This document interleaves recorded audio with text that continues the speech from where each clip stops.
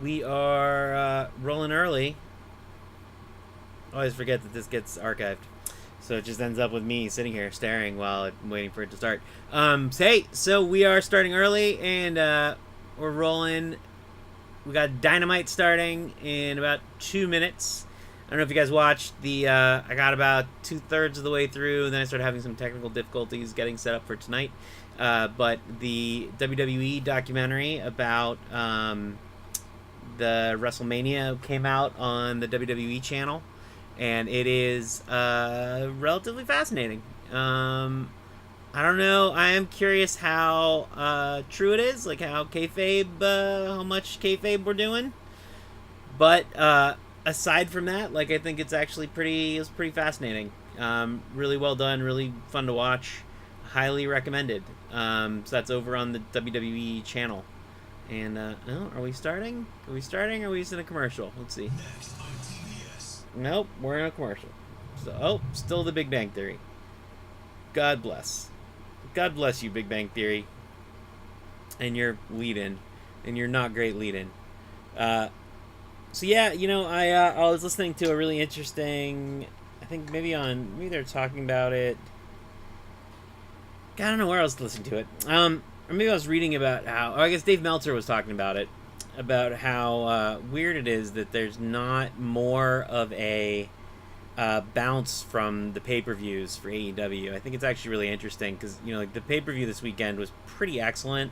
I think it was a little bit uneven, especially compared to the past few, but overall, like, it was really excellent. The world title match in particular was just phenomenal, and there was such great buzz for it online.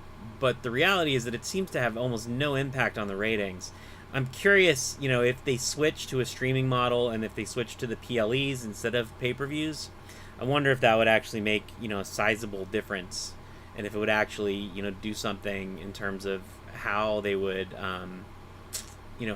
do.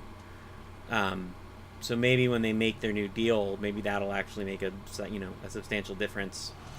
And here we go. Oh, let me get my headset on.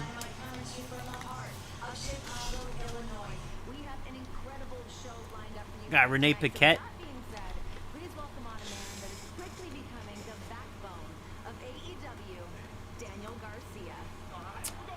They are really selling Daniel Garcia hard, which I find very strange. He better be feeling pressure because he's absolutely not winning tonight. I think I find it extremely strange that they've gotten so far behind him. Like he's fine on the mic. He's not great on the mic, but he's fine on the mic.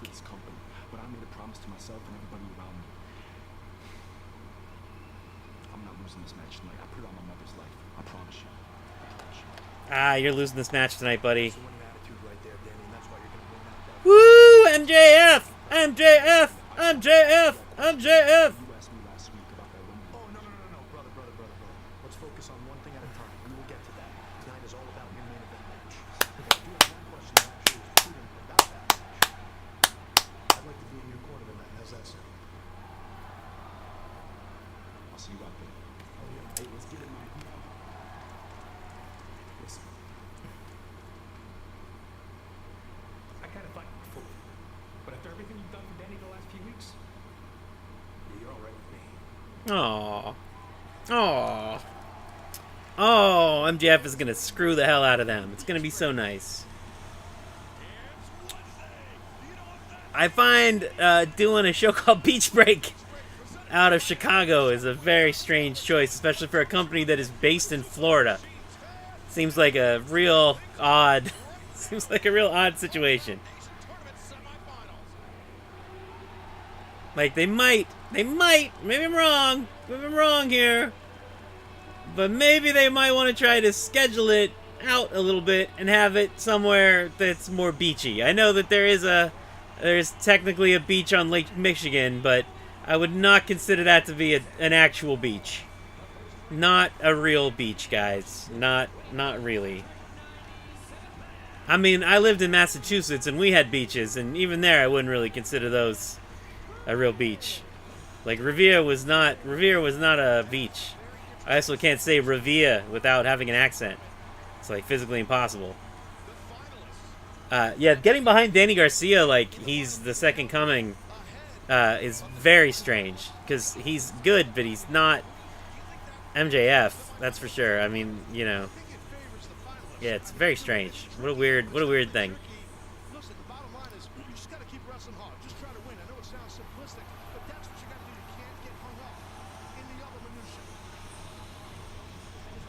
This is gonna be a good match. I'm pretty excited. I think of all the matches with a obviously predetermined ending, because there is virtually no way that Danielson does not win this.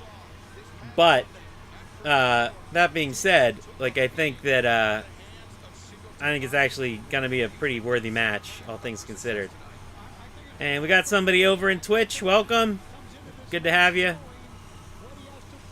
Got some people over in Insta, it looks like. Welcome. We are building this thing one person at a time.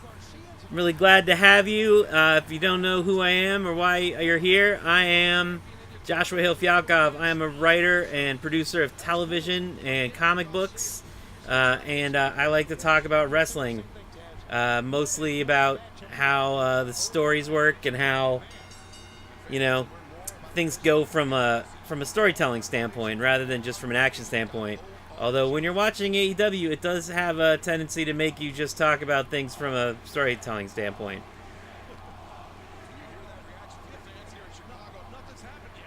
Especially a match like this, which, you know, again, like, they're obviously telling a story with Danielson here about where he's going and what he's going to be doing. So, like, it's a little bit of a foregone conclusion what the match is going to be. What Danielson is so good at and really, like, is dynamic at is taking those foregone conclusion matches and making them actually compelling and interesting. So I think, like, if anybody can do it, it's going to be Danielson. And again, like, this is just going to be a pretty match because these guys are both so good.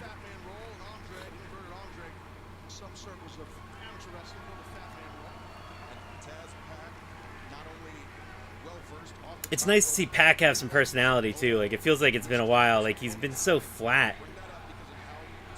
And I know, like, him being sort of a little like I was gonna say piss plug, but I don't think that's a word. Him being a little piss plug is such a thing over it. You know, when he was over in NXT.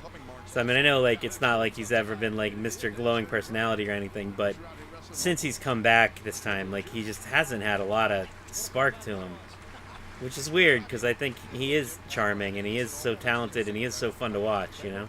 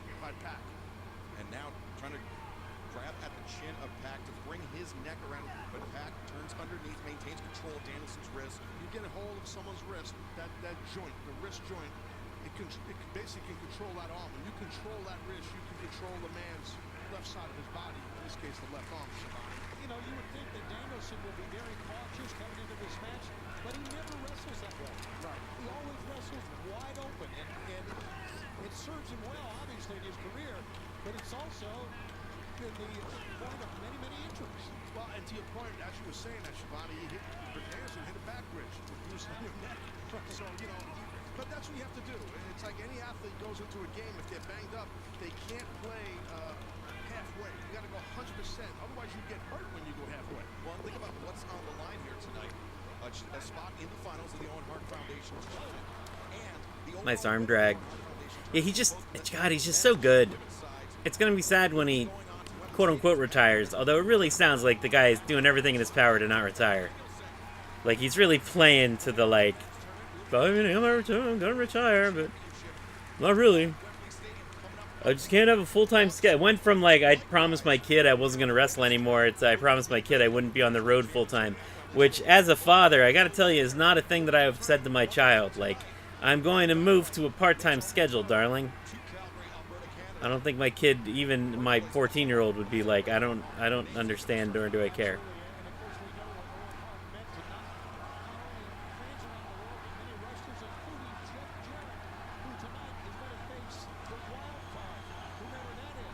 It's a hot audience tonight, which is nice.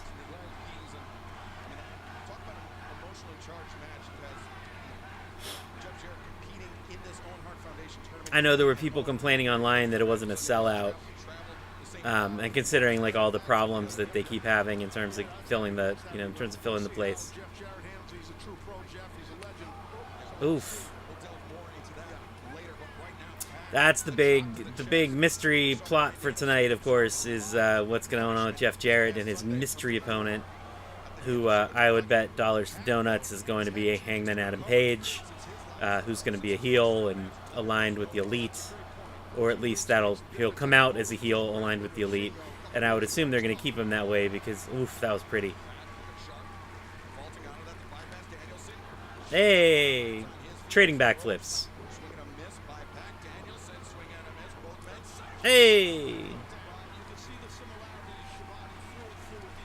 I gotta say, probably the most interesting thing, having done this now, having been doing this and writing, making content and putting up videos and doing all that for the past few weeks now, I gotta be amazed, like, the sheer amount of vitriol people have against AEW.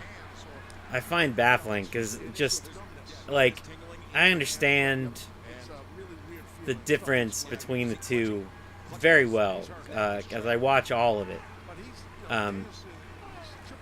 But watching just from a purely, like, just from watching the matches, like, these are just good, strong wrestling matches. And why people, like, seem to resent that is just completely baffling to me. I really don't get it. Maybe I'm stupid. Maybe I'm naive to think that, like, we should just be happy that after, like, a decade of getting shitty, mediocre wrestling, there's now two different companies doing two very different programs. I mean, three if you include TNA in there, right? Like, that are doing very different programs with some really excellent work. And, like, Jesus Christ, look at that.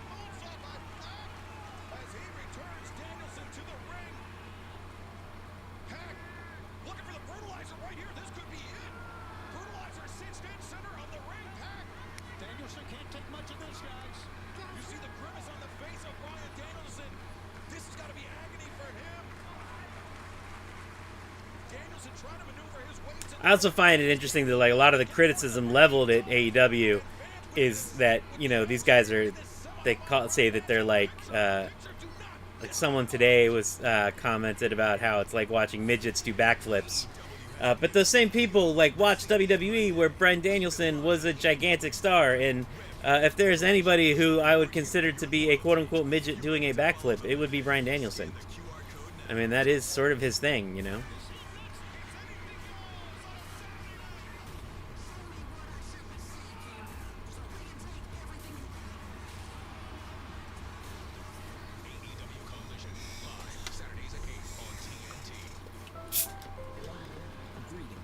Let me cut off the commercials for you guys. Sorry about that.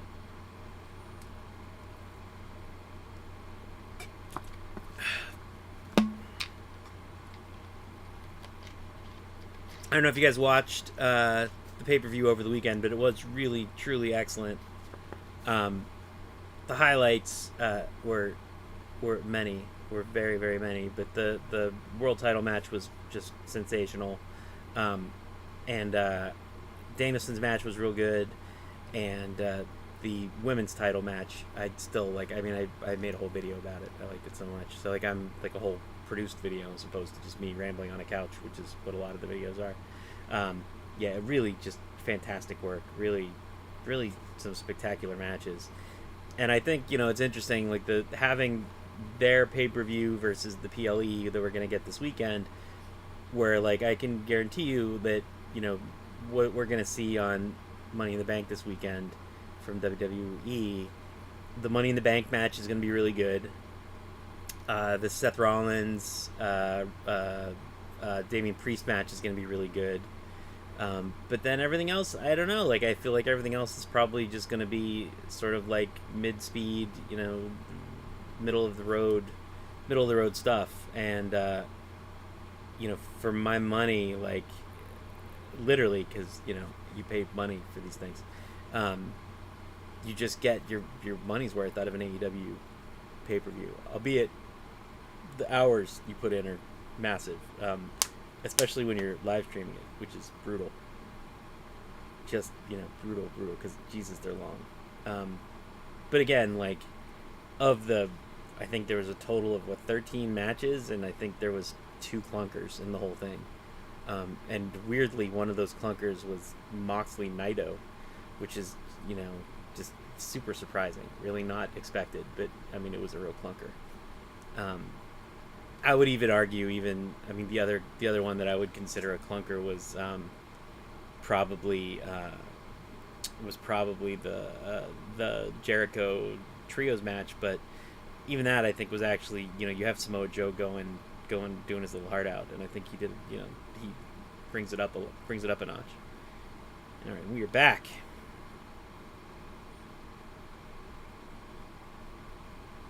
Oh, there we go.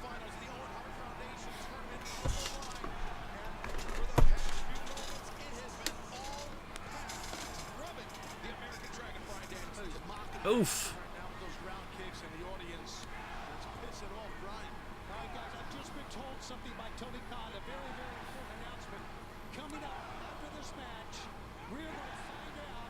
Blood and guts.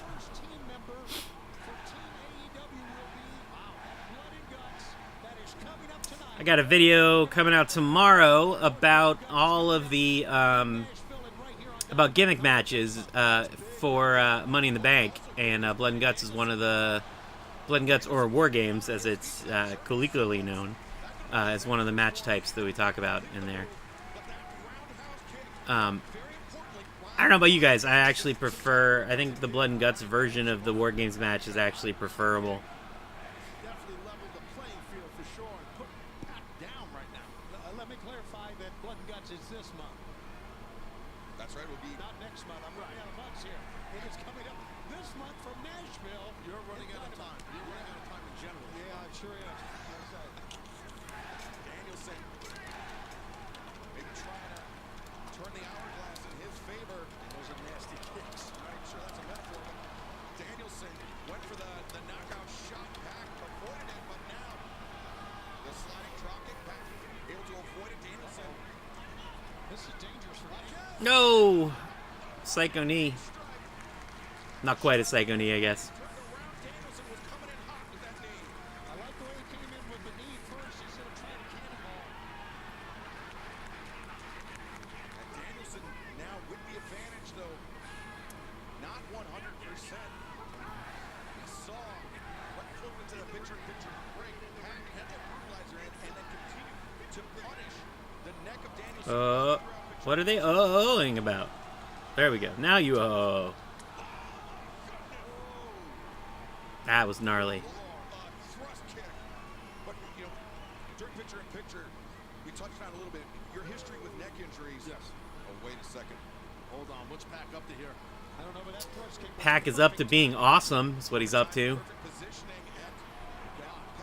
Oh, shit. For being just an elbow drop, it sure looked nasty. Returning Danielson to the ring. Pack, spring. Another elbow drop. Perfection. And the point I was going to make, Taz, is that with a neck injury, every single thing you do, whether it's an offensive or defensive move. Oh, Jesus. This is going to be it. This is it. 1, 2, and no, Danielson. One of the most devastating moves you're going to find. With a neck. Oh, again, Pack. Tenacity. Yeah, he feels like he's got the match in hand, but Danielson not out of this. Even those kickouts has got to be causing agony for Danielson. You're exactly right. When you come off a neck injury or have a neck injury, any little explosive movement that you're going to feel with this here. Labella cinched in. And Danielson, he was able to just snake the arm of Pack and get him down, ground him.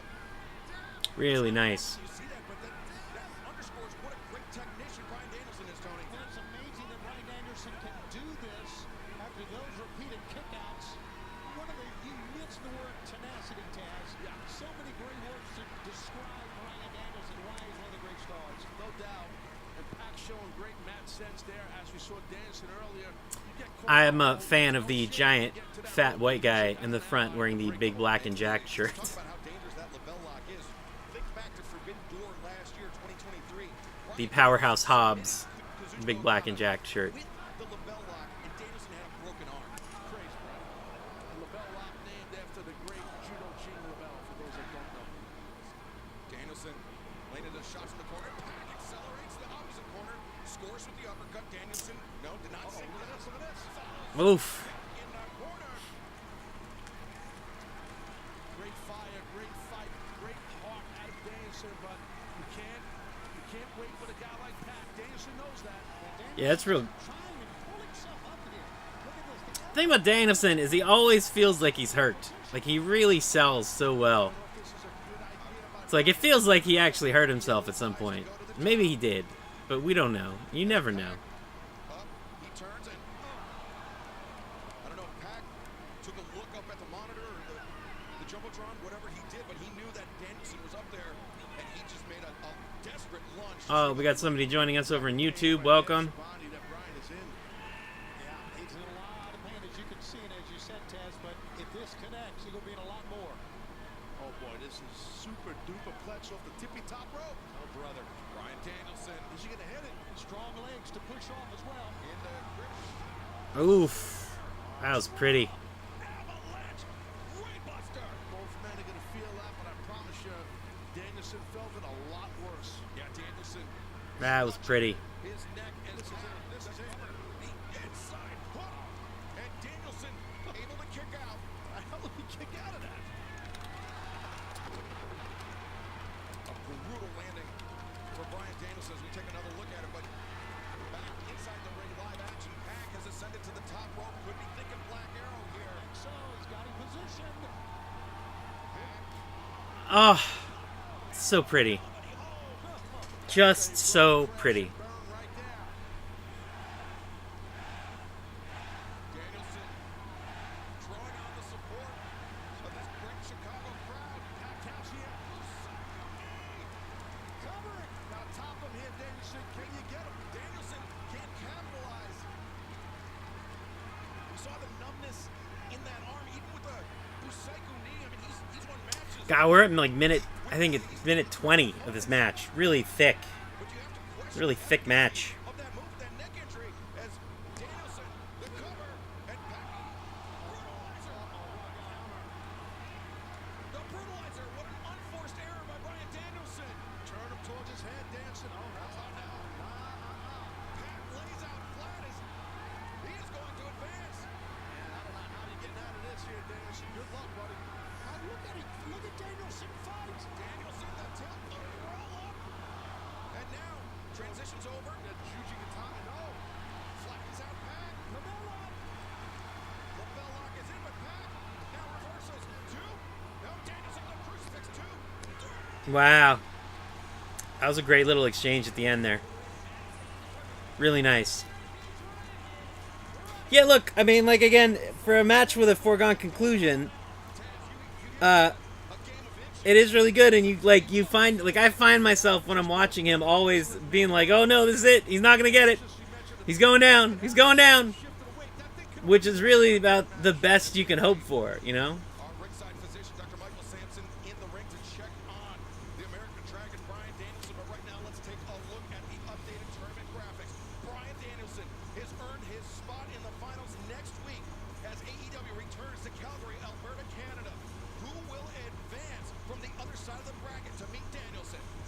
But on the women's side of the tournament, we know tonight we will have Willow Nightingale and Chris Statlander going one-on-one. Then this Friday night at Rampage at Karushita, Mariah May will meet to determine who faces off in the finals. Bryan Danielson victorious tonight, but right now let's go to Renee Paquette. Willow Nightingale, we are moments Oh, away from the match. this is gonna be so good. This is the story I'm here for, guys. This is what I am here for.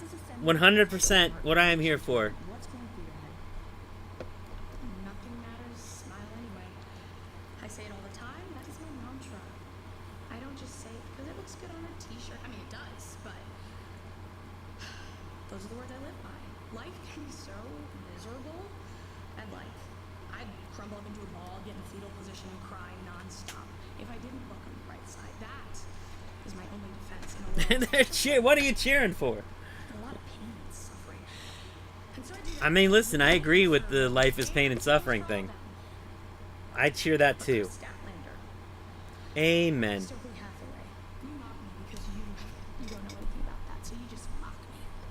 But smile anyway is for all the hard-working people who never give an inch of appreciation. Smile anyways for my very good friend, who unfortunately has been fighting through a really tough depression. He's got the devil in his bloodstream, but he is fighting.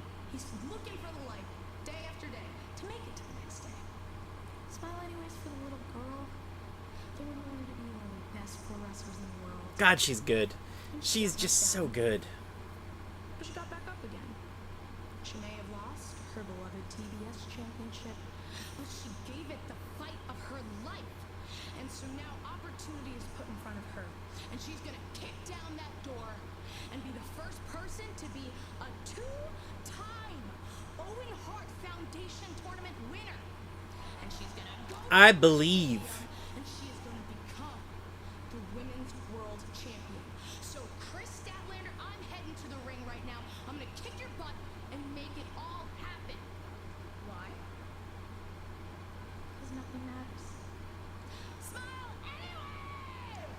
She is a superstar. Like, I get choked up listening to her. Like, that's how good she is. Like, God, I think she's magnificent. Just absolutely magnificent.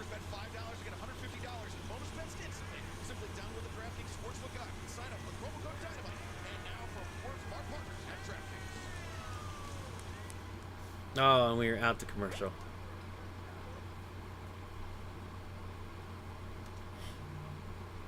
Yeah, if there's any justice in the world, Willow would be their biggest female star. Because I think, next to Toni Storm, because how can you be better than Toni Storm?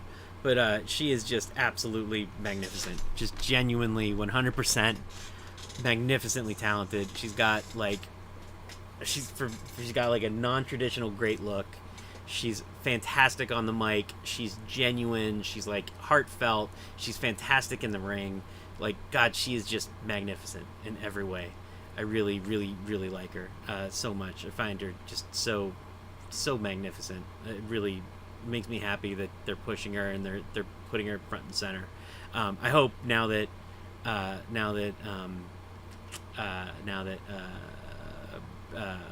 what's her name's back, Britt Baker's back, that's not going to be, because there's just only so much time that they give to the women. So I hope that doesn't sort of preclude her having time on air. Because she is just fantastic, and I think even like she's gotten way less time than I think she probably deserves because she lost the belt so quickly to Mercedes Moné. But I'm hoping that Britt Baker actually, with the effect of having Britt Baker back, is that she ultimately makes everybody. Makes all of the stuff with all of the women sort of get a little more focus and a little more time on the air, because they should, like, they deserve it, and I think they're with the right sort of figurehead at the front of it. I think that there is an audience for it. So yeah, I would really love to see them have more time.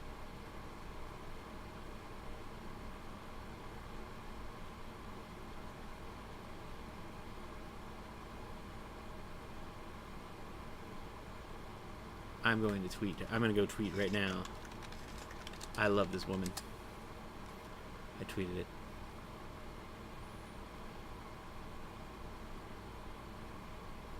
Yeah, she is absolutely magnificent. So talented. And so gifted. What do you guys think? Do you guys like her? Is it just me? Am I the only one who is just absolutely 100% delighted by Willow Nightingale? Tell me what you think, damn it.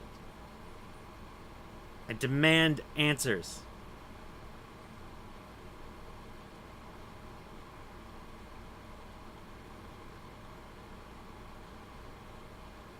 Let me see. Oh, we got a couple more people watching over in the live stream over on YouTube, it looks like.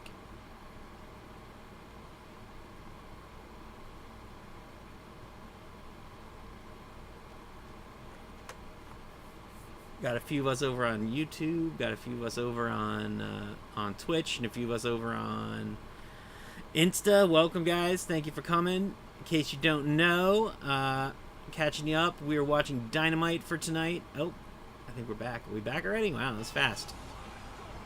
Showing scenes from Forbidden Door this weekend.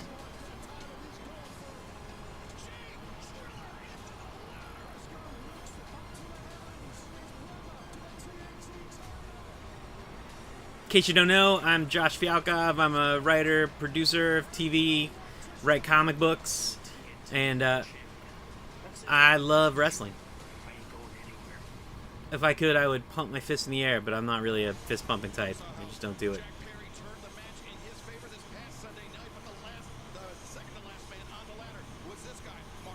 Oh, Mark Briscoe.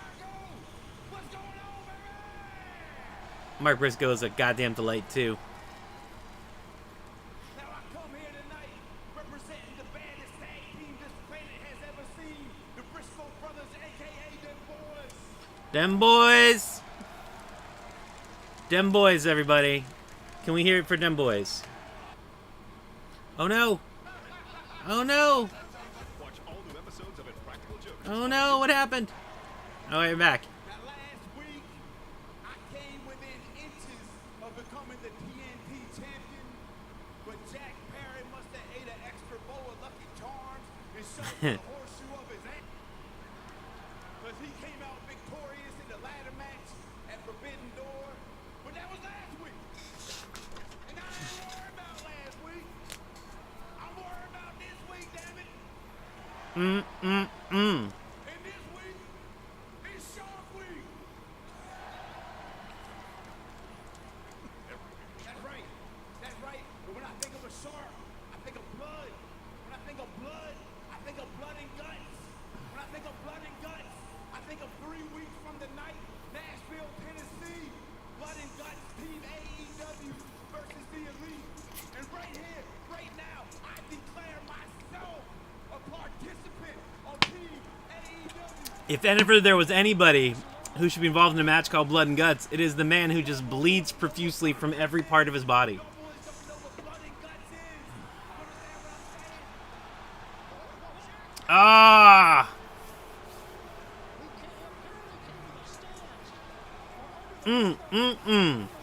I would love it if they give Mark Briscoe like a mainstream feud. That'd be so nice. O'Reilly and Briscoe. They have so many wars against one another, but they have such mutual respect. And now Kyle O'Reilly. Yes, here how about Jack Perry and Ronaldo Okada. Kazuchika Okada. You can see that one coming in, gentlemen. Beautifully done by Okada, protecting his fellow elite member, Jack Perry. And now look at Perry, the cheap shots is Matthew and Nicholas Jackson. Speaking of the elite. Okada, they were victorious this past Sunday at Forbidden Door over the team of the Acclaimed and the Scissor Ace, Hiroshi Tanahashi.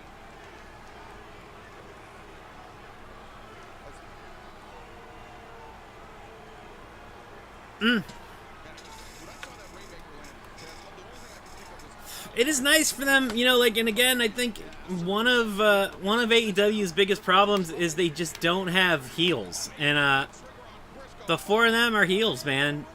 Okada, not so much. But, like, they actually have proper heels finally. Really, like, solid, reviled heels.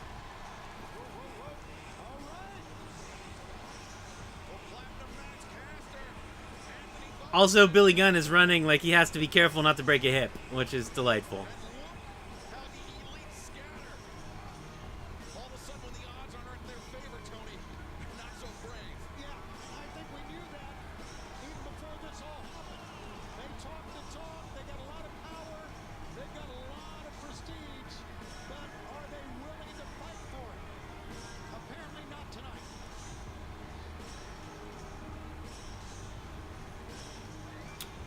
Also, Okada DJing with the belt is delightful. Briscoe on Team AEW, but you know those blood guts matches, Tony, it's 5-on-5. So who will be on Team AEW? Who will be the Elite's fifth member? That's a good question, because you can see 4 members are ready to battle. Well, fans, this past Sunday at Forbidden Door, Timeless Tony Storm retained the AEW Women's World Championship. Timeless Tony Storm was goddamn delightful. Oh, Mariah May, a huge congratulations to both of you on your victories at Forbidden Door. Yes, and a big congratulations to you too, Renee. Also being there. Mariah, this Friday on Rampage, you're going to be facing Hikaru Shida in the semifinals of the Owen Hart Foundation tournament. She seems very confident. Are you? You say that? I know you listen to me. Hikaru Shida is dangerous. She's the last person I want to face. So if you were to lose, I would still love you. But you need to remember one thing. You are worthy of. You've got the world champion in your corner, and you've got Nina Shirakawa watching via satellite.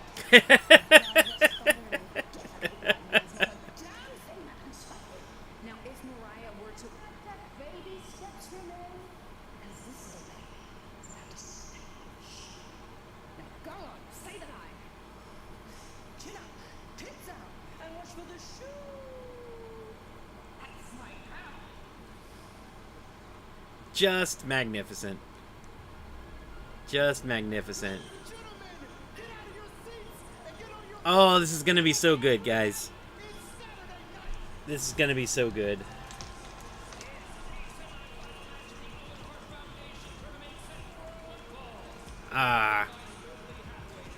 I'm not crazy about Stat going heel. Like, I think it's a bad move. I think it doesn't fit her. It's not like... doesn't really suit what she's good at, you know?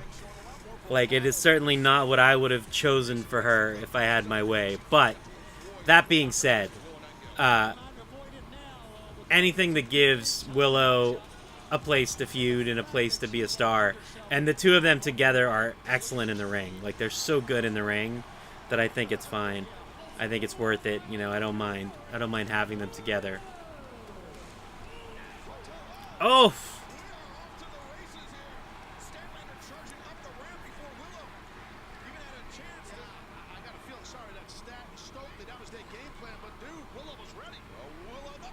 Oh, shit! Ouch. Yowzers.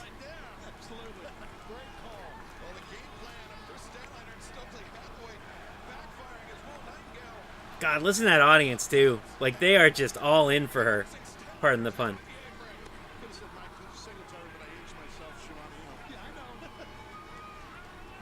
Either one would have been fine, no doubt. That was a hell of a blow. The hell of an Erlacher, too. Man.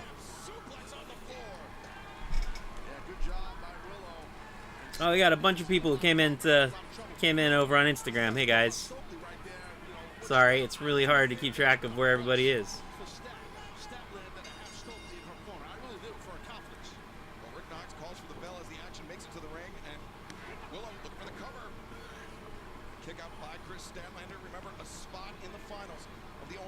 I actually, like, I'm assuming, I think the assumption is that Mariah May is going to win the whole Owen Cup, because, you know, the match that makes sense for, that makes the most sense going into All In is Mariah May versus Toni Storm.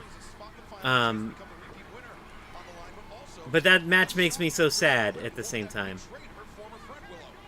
Absolutely many reasons for this match for Willow Nightingale. Whoa. That wasn't great.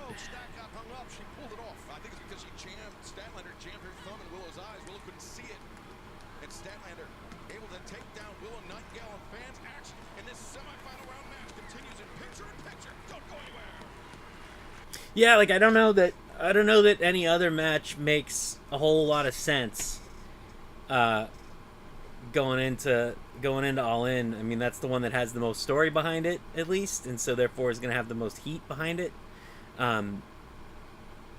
So, you know, and like what that gets us to is, so if Mariah May wins against Hikaru Shida this weekend, then you get Willow versus Mariah May, which is going to be like a banger of a match, like just really, really good. Um, Although that also means that you have face versus face, and so maybe Willow loses this match, and that way you can at least have a good, you have your nice, heel versus face match for this weekend, and you can have Willow get knocked out, and then that keeps this feud running between Stat and Willow. Whereas I think if she gets a clean win over Stat right now, I do think that kind of puts a finale on this feud. So yeah, it's a little bit. I think it'll determine a lot. Whether we're gonna see more of this or not.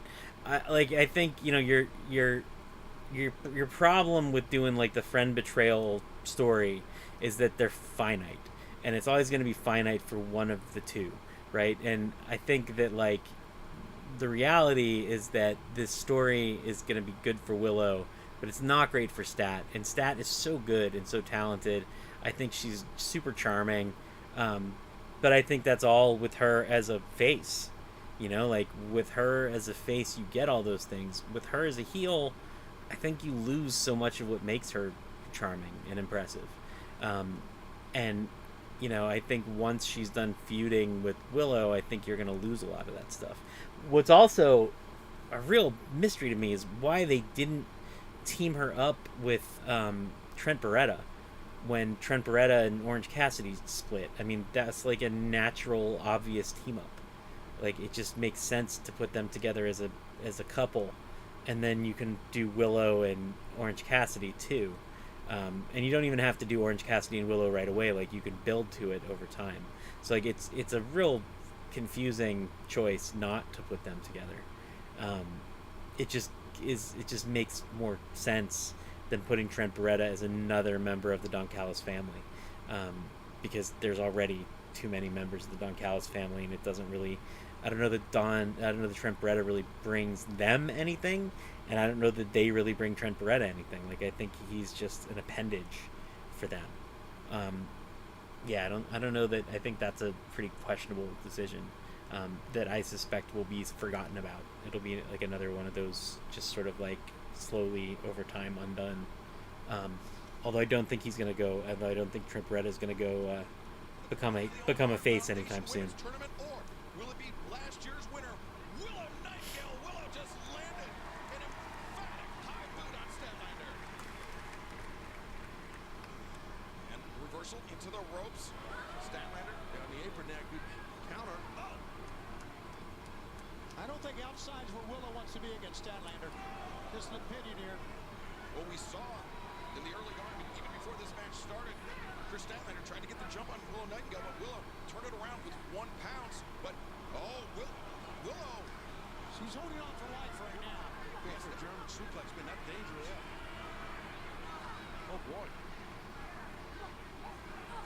Oh, Statlander to the floor. That's the worst thing that can happen if you're going for a suplex. That's a blind landing backwards. Statlander down on the floor. Stokely Hathaway. Stokely's concerned. I don't blame him. His meal ticket, I mean, his friend is hurt. Yeah, first time test.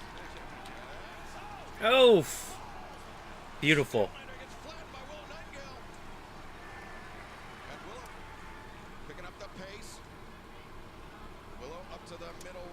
Drop kick. Takes down Statlander. And I think Chris Statlander tried to turn to avoid the contact, but made it worse for herself. Wow. You could see the face right there, the emotion in the face a moment ago of Willow. Look at that. She's trying not to doubt herself. She had it, but she didn't get it. And Fan Summer's biggest holiday is here, and it's Discovery Shark Week. You won't want to miss the ultimate celebration of sharks starting Sunday at 8 on Discovery. And stream on Max as Willow looking for the bait with the powerbomb, but Statlander had it scouted. Clutching onto Willow's leg. Oof. To the midsection. As Statlander. Oh, kick on target. Cover here, cover. There's a Booker T kick right there. Willow kicks out. Yeah, it's going to take more than an axe kick to keep Willow down, I can tell you that. But no, good God, she folded her up that time. Yeah, beautiful German suplex. Willow. Whoa. Landing high on the neck and head. And Statlander looking for a second, but Willow trying to fight her way free. Well, both these athletes very powerful, very strong. What's going to give here? Statlander went to the ropes, got hung up by Willow Nightingale. Is now Willow maybe thinking avalanche. She is. Cover her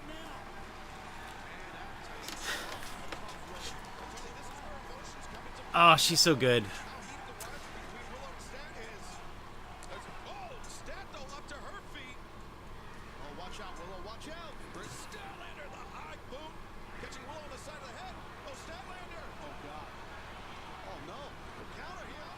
Oh, here we go. Stat counters. Two and no. They separate and discus lariat avoided. Willow Nightingale was thinking Death Valley driver there. Statlander just a right hand, a wild right. Statlander hoists up Willow Nightingale. Oof. Drives her down. Statlander, is she going to advance? One, two, no. Willow. Super close. Super duper close. Superhuman strength. Where's he going? Ah, Stokely. Oh, Stokely Hathaway, you delight. Willow Nightingale, I mean, she was doing media. Oh, wait. Big time chain right there, steel chain. The chain placed down in the corner. Referee Rick Knox, he didn't see it, but Chris Statlander certainly did. Yeah, Statlander told Stokely to get on the apron, and he did. Yeah, referee Rick Knox, he never saw that chain. He hasn't seen it yet. Maybe he's not spotted, I don't know. Oh, Stokely almost got wiped out. Willow, the roll-up, two. Hey!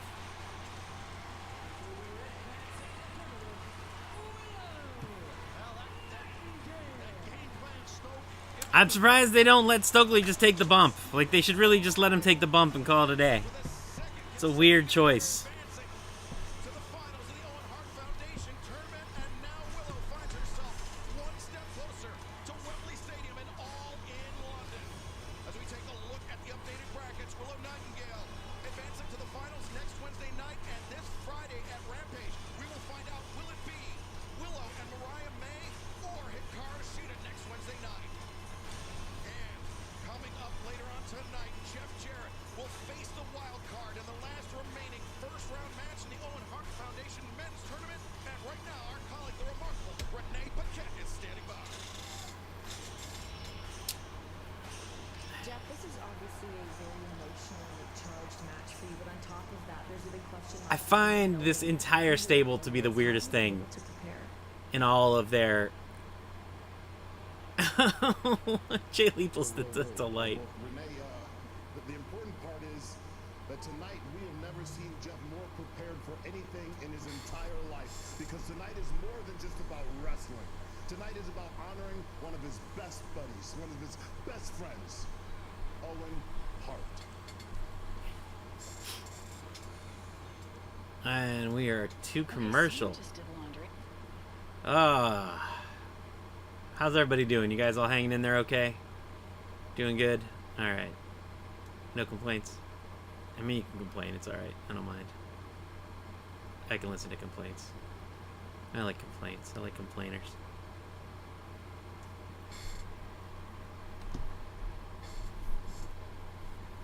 Request to join. To join.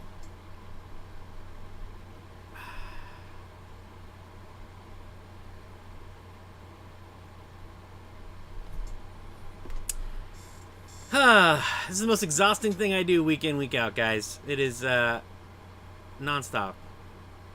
Because, man, there's a lot of wrestling on TV.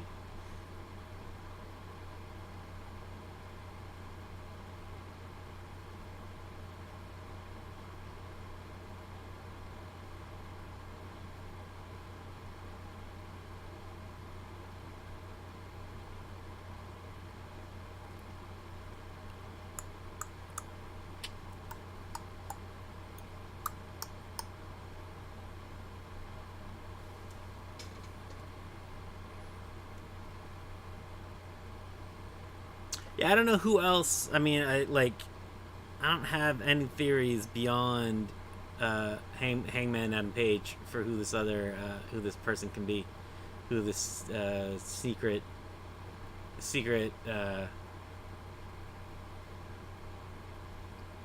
competitor for Jeff Jarrett can be. There's nobody else who makes any sense. Although I do think it's weird because they did like the little preview video for him this weekend, so it seems like a little close to be teasing him and then just show him. But I don't know. Maybe they wanted to refresh. Maybe, you know, it's not. They're not known for making like the subtlest of decisions, so like it is possible that it was just, you know, their way of dealing with it.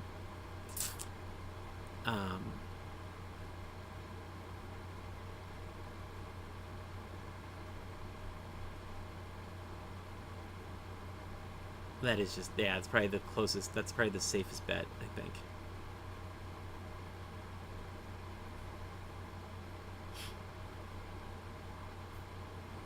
We are closing in at the end of the first hour. It's been an okay show. I think the matches have all been solid.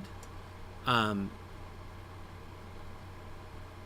know, I think one of like sort of, you know, recurring problem, like there's not big story swings.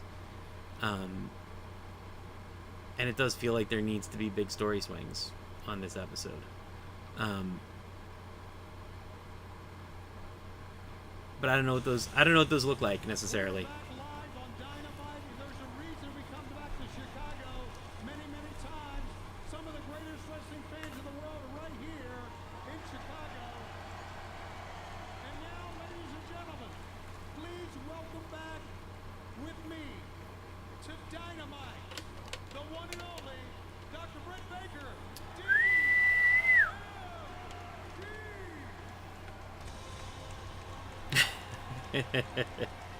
See, because she's a dentist, you see.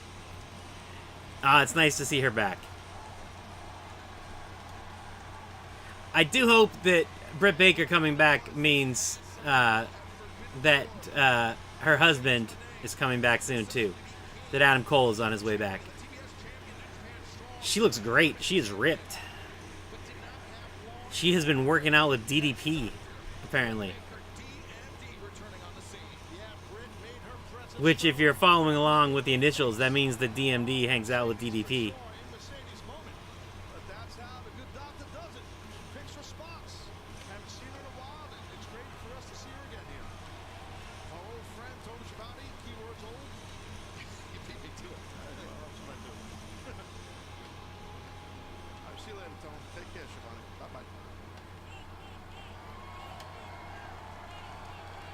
This is going to be good. This is going to be good. She's great on the mic, usually. This is time for her to be a star. She's the star AEW needs. Way too long, way too hard about what I was going to say my first interview back. And then I said, Britt, shut the hell up, stop thinking. So I'm just going to talk to you if that's okay.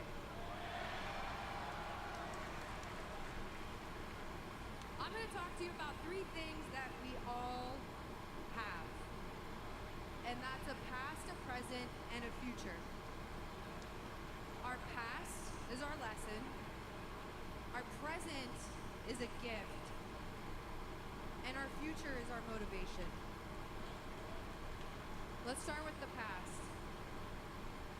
For the last 10 months, I'm sure a lot of you have been wondering, where's Britt? And anytime that question was asked, the answer was given, she's injured.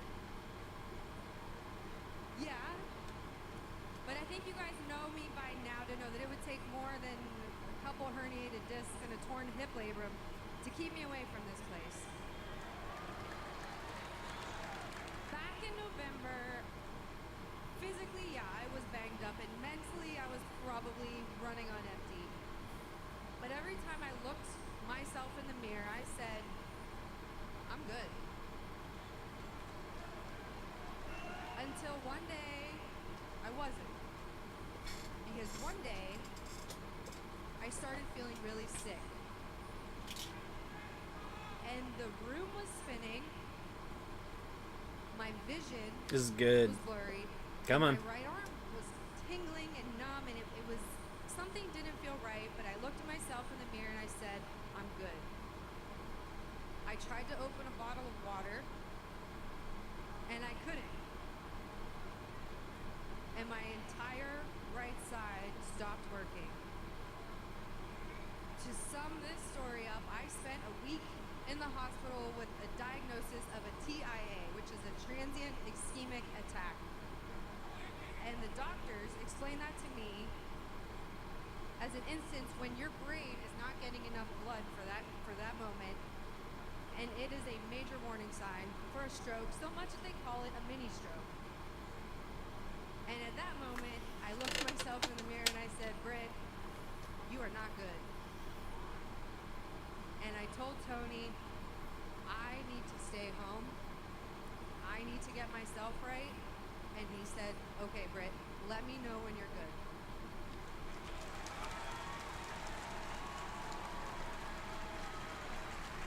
Let's jump to the present. I'm here, I'm cleared, and I'm healthy.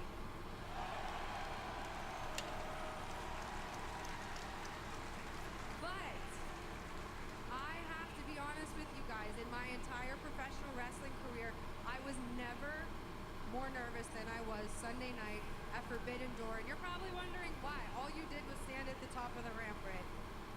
But I was never more unsure of myself. I never doubted myself more. Because I didn't know if anyone was going to give a damn that I was about to walk through that time.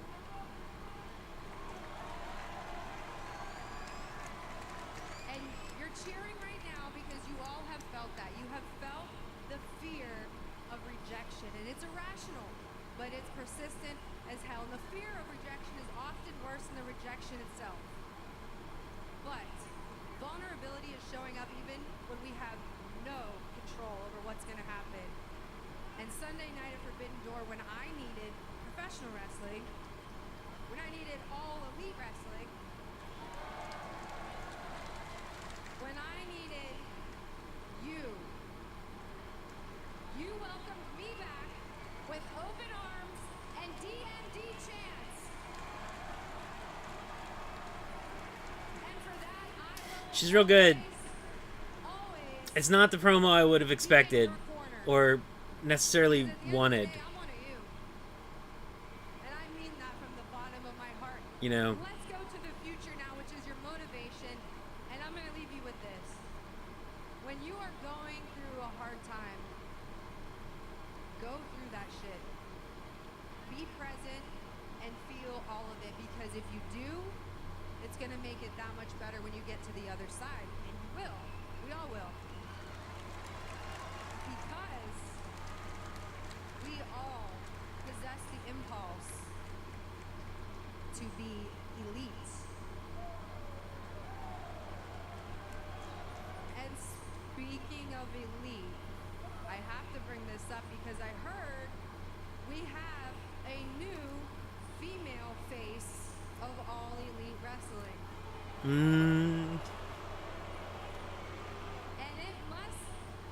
it must be so rewarding for her to be able to call herself that after shedding blood, sweat, and tears in this very ring and building this company from the ground up. That must There we be go. big for her, right? there we go. Come on. You can stick the landing. You can do it. And CEO. Those three letters, I'm sure she worked so hard and studied for over a decade to earn those three letters. And it is honestly brilliant to manipulate your fan base to chant those three letters by piping them in your entrance music. Oof. Come on. But guys, I don't think we need music to tell our new friend the only three letters that matter in this company are D.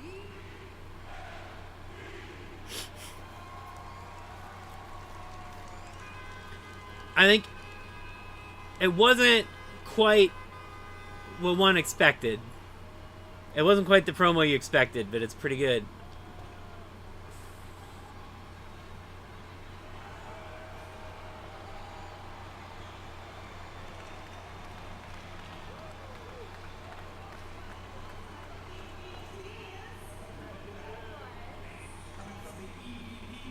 There we go.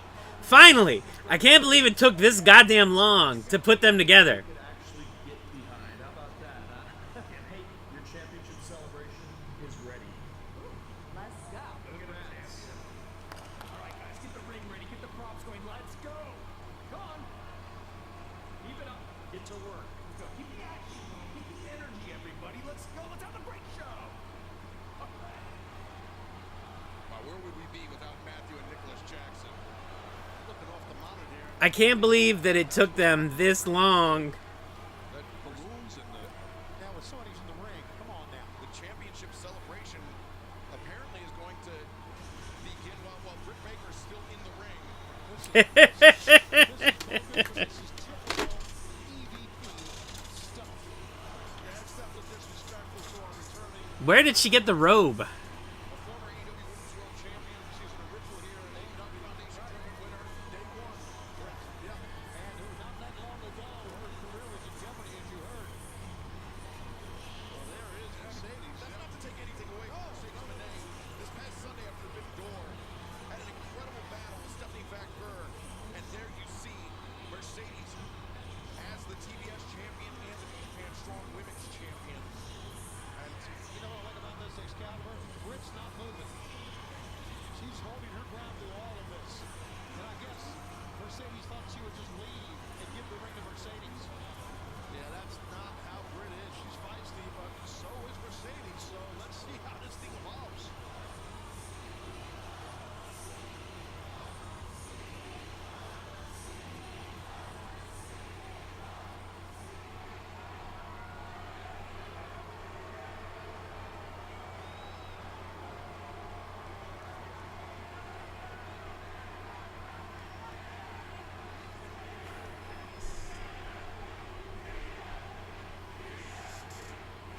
Oh, look at her. Look at her turning heel. Britt, did I interrupt something? 'Cause Chicago! It's time to celebrate with your double champion, Mercedes Moné.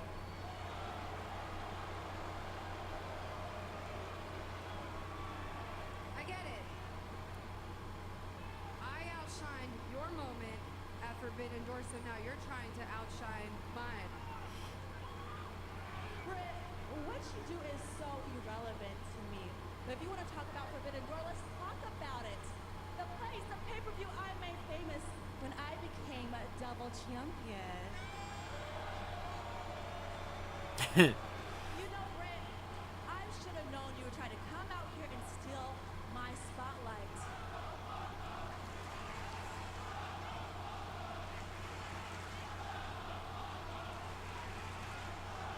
But unlike Chicago and like you, I want you to get a real good look at what a real star looks like.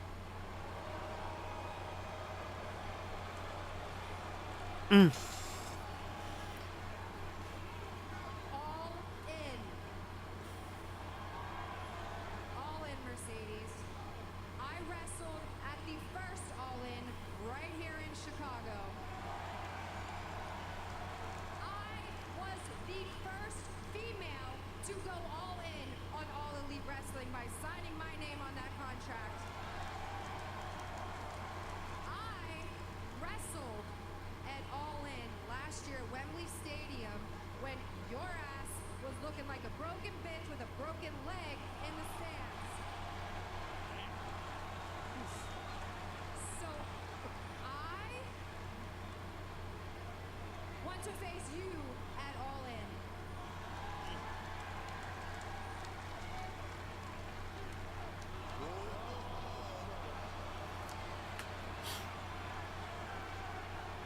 Britt, I'm never broke. I stay rich. And since I am a double champion, there is a long list of girls who are waiting in the back. So you need to get in the back of the line, bitch.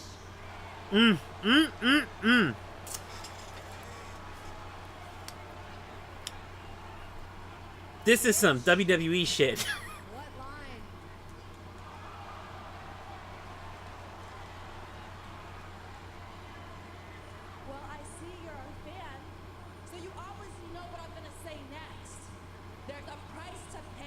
when you mess with Mercedes Moné.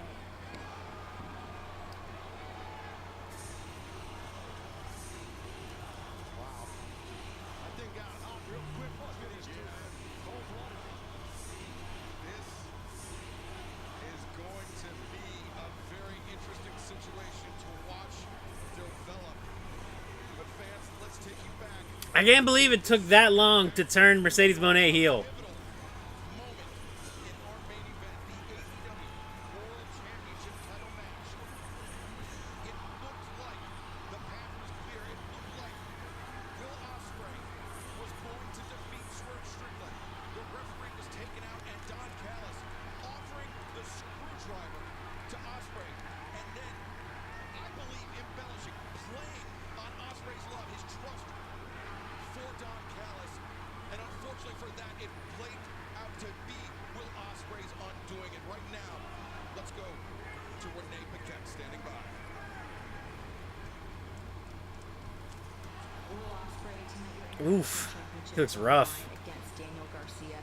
You seem pretty confident that tonight at Dynamite you're really having two championships, but unfortunately that is not the case since your loss at Forbidden Door. But mentally and physically, how are you feeling ahead of this match? Would you mind giving some reception? Thank you. I'm good. So? You don't have to say anything. It's not your fault. This is my fault. I'm the guy that hit the referee. And I just couldn't bring myself to do the Tiger Driver. And I know what you're going to say. You should just hit it. I don't think I'm that guy anymore. Hey, Don, look. Last year you gave me Kenny Omega. You gave me the tools what it took to be that man. And when just when I think I couldn't get any better, you gave me Chris Jericho at Wembley Stadium, man. My life has changed dramatically. I owe you so much. I have a loyalty to you, but I also one thing someday, and my heart broke, man. My heart broke. I want to be out of this now. I'm done. I want out of the Don Callis family. Woo! You know, I'm not normally in the habit of letting people out of signed agreements with me. But, I don't know, man. I'm so proud of you and what you've done with your life and what you've done here. I'm happy to do you the favor. Okay? Thank you. And maybe one day I'll ask you for a favor. Yeah? Come here. So proud of you. You're for the world champ.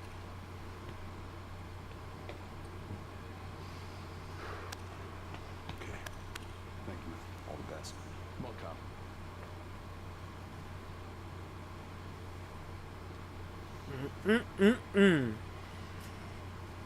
I don't know why you bury all the plot in the second hour.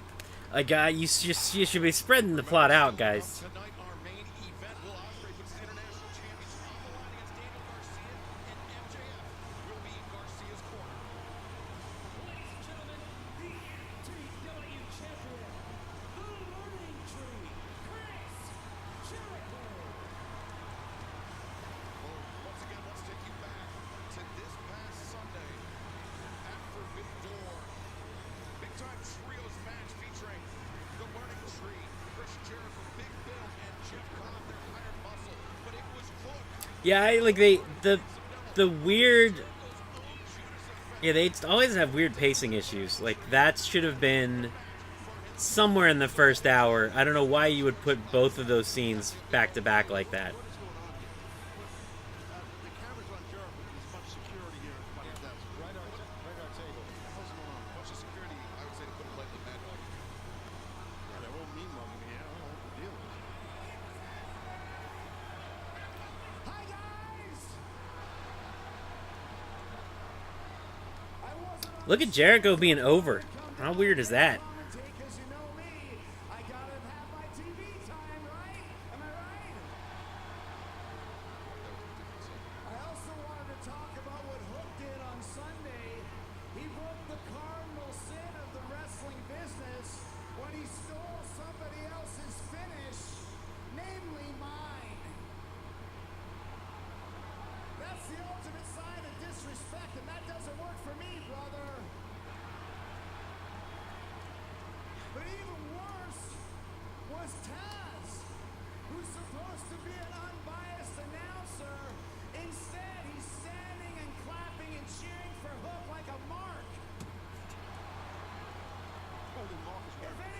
talks about gimmick infringement, it's you, Taz. And that's why I spoke to Matthew and Nicholas Jackson. Because if I'm doing color commentary, I can't sit next to you or be around you because I don't trust you at all. And Matthew and Nicholas granted me this executive order that says, Taz, you are relieved from your announce duties for the rest of the evening. And you have to vacate the Wintrust Arena immediately. This is bull. Absolute bull. Look at the. Let me see that. Of course he's going to cheer. It's the men's son.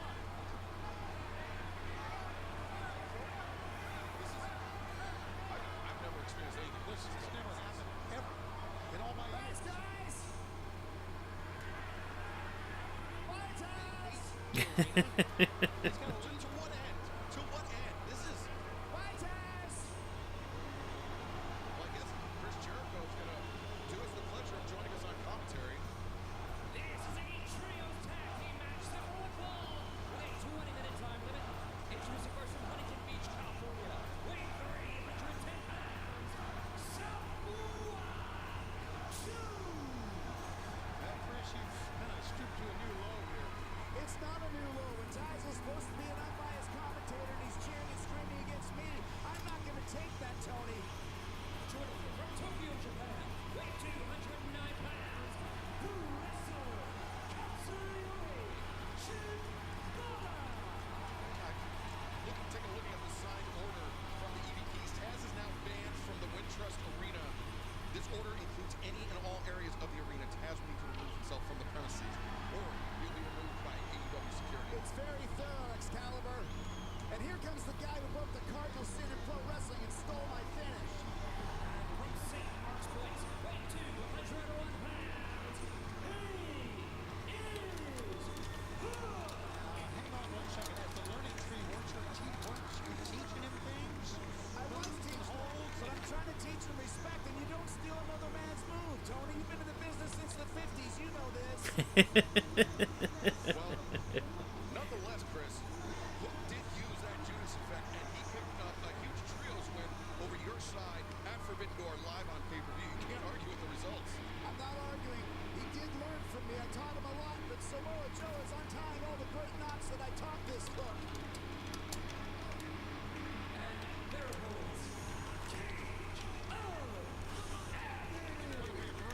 Trios match, I can take that. That's right, Bishop Dawn on the left, Brian Cage in the middle, Toa Leona on the right, and these are three guys that never back down from a big fight, Tony, and they are going to have a big fight on their hands tonight. Yeah, we got 6 guys who won't back down from a big fight with Chris Jericho during commentary and Taz removed from Wintrust Arena.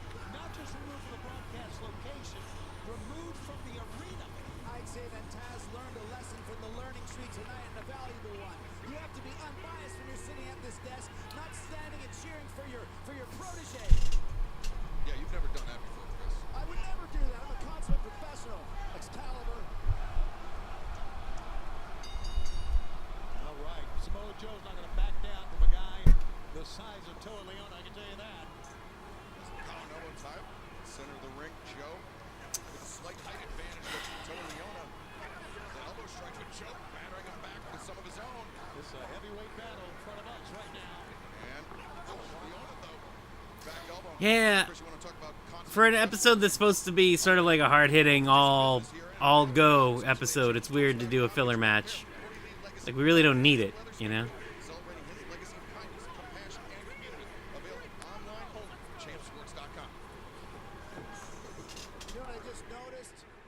As these guys beat the crap out of Maybe each that's just other, me. Samoa and Toa rhymes. That's why you're in the learning tree. Yeah. Wow, big Enziguri there from Samoa Joe. As Toa Leona tags out to the machine, Brian Cage. Good brother. Katsuyori Shibata immediately electing to come into battle. As Shibata, nice roll through, near the midsection, and Shibata picking up the pace on the machine. Shibata is one of those wrestlers who gets better every time you see him, and I know this because I've been in the ring with him quite a few times now. That's right, you threw a hockey puck in his mouth. I did. Oh, Cage, though. Big shoulder tackle. Broke his stupid nose. It's a Don Rickles-esque situation. As Cage, the waist lock, bringing Shibata up to a vertical position, but Katsuyori Shibata, nice leg capture. I missed having Jericho doing commentary. I actually like Jericho on commentary. Technique can take a big man the size of Brian Cage off his feet easily. I think he's actually terrific at it. Like he's. It's sort of a shame he still wrestles because I think he would be a great commentary, color commentary guy. Brian Cage using his size advantage to back Hook up to the corner. There's no shortage of history between Hook And it's a shame that he has to do it in character. I could really use him doing it not in this character, you know. His abilities, and you thought you were going to be a leader of his, and it all turned sour. I tried, Tony, but it's one of those scenarios where the student thinks he knows more than the teacher, and no one knows more than me. Just ask me, I'll tell you. Well, Hook crashes to the floor and fans the action. And this match will continue in picture-in-picture. Hi, guys. People were not surprised that Rick Parker was shot and murdered. TNT Sports docuseries.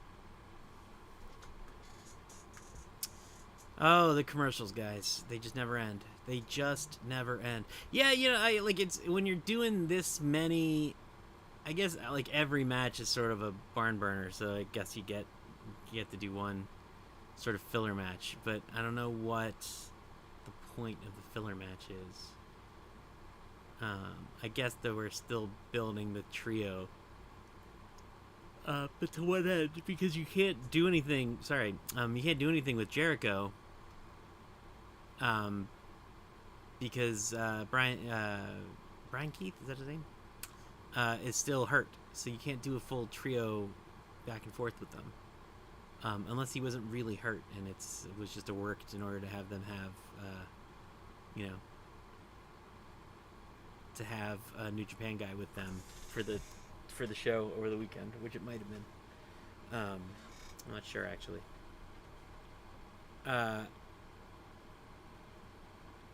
So yeah, like I wonder what the mentality was. I know you have to fill the show, so you need to have something going on, but it does feel like you could have put something a little more substantial.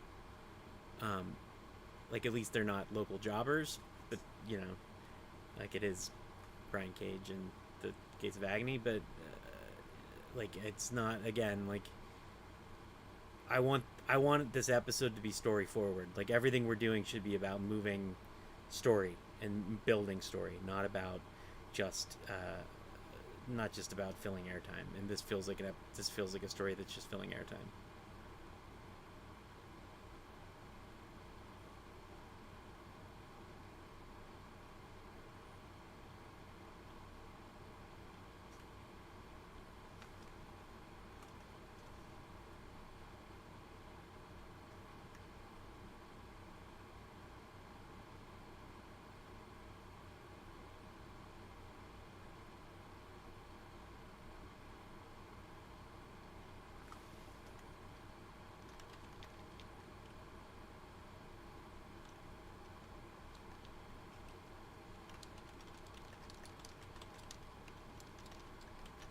And we are back.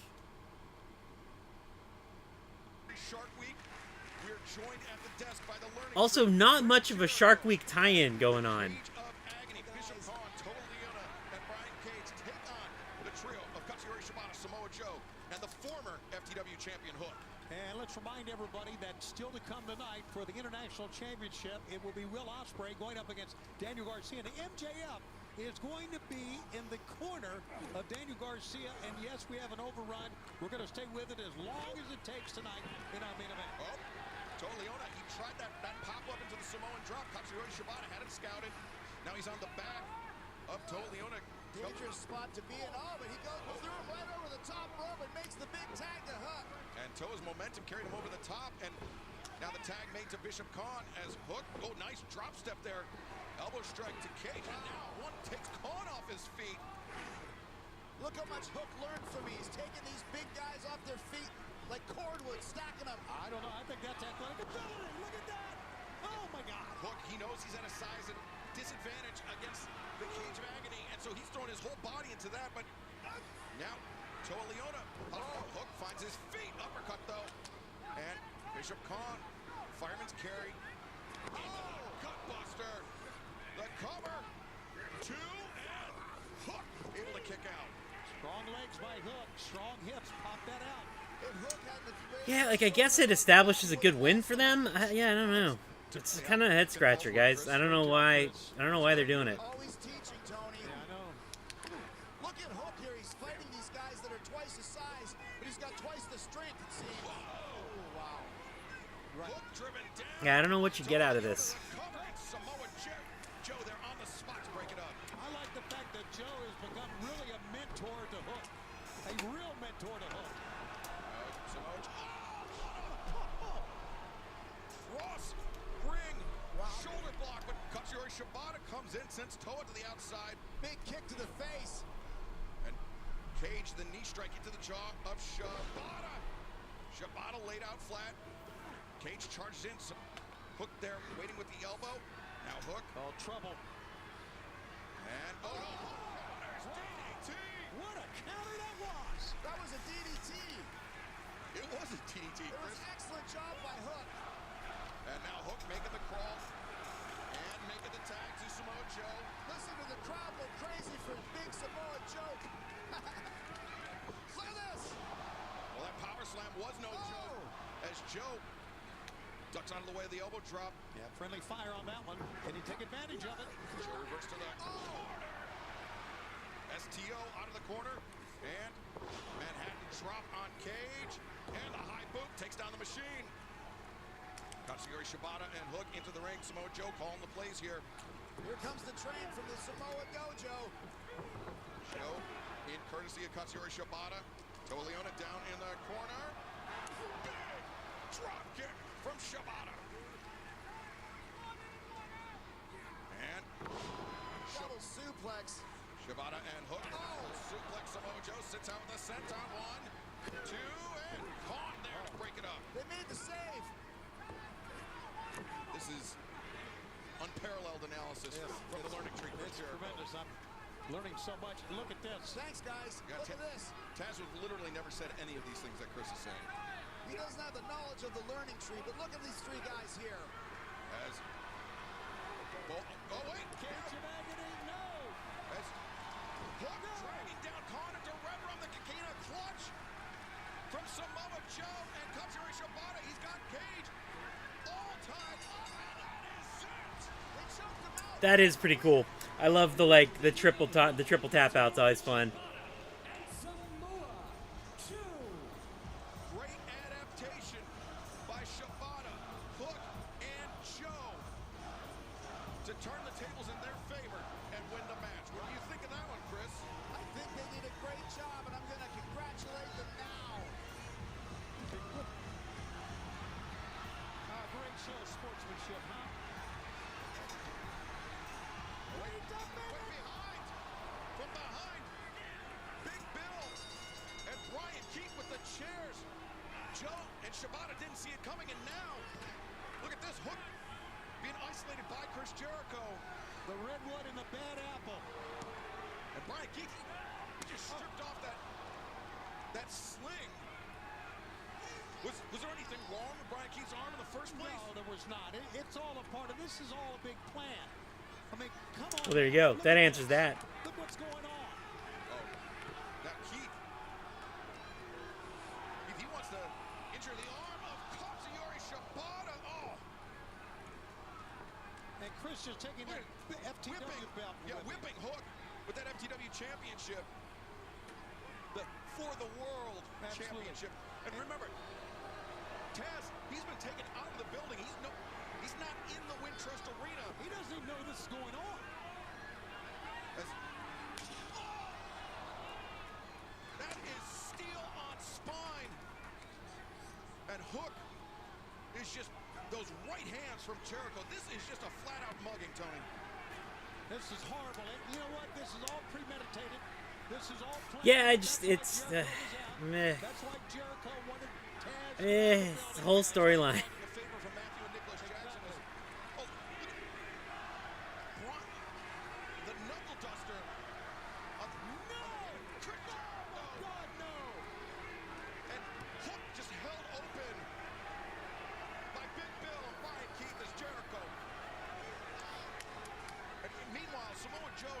Shibata incapacitated. Wiped down with chairs. You know, Brian Keith's always talking about respect Chris Jericho. How can you respect a man like this? How in the world can you? And you know, Jericho, if he's called in one favor from the EVPs, he's going to call in another. I think that's why nobody feels like they can interfere in this. Even referee Bryce Remsburg feels powerless to stop this. Absolutely. It's security taking Taz out of the building. Taz not knowing this is going on. This is all just bull.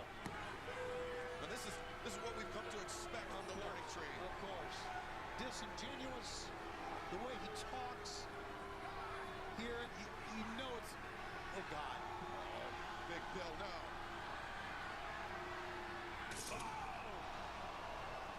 Hook has been completely wiped out. But I mean, do you think he even knew what was happening after those knuckles in the head from Chris Jericho? No, he is out, man, and he needs some medical attention, which I hope we can get for him soon. This has just been a mugging, and now, finally, thankfully, fans will be back with more Dynamite after this. Not great, guys.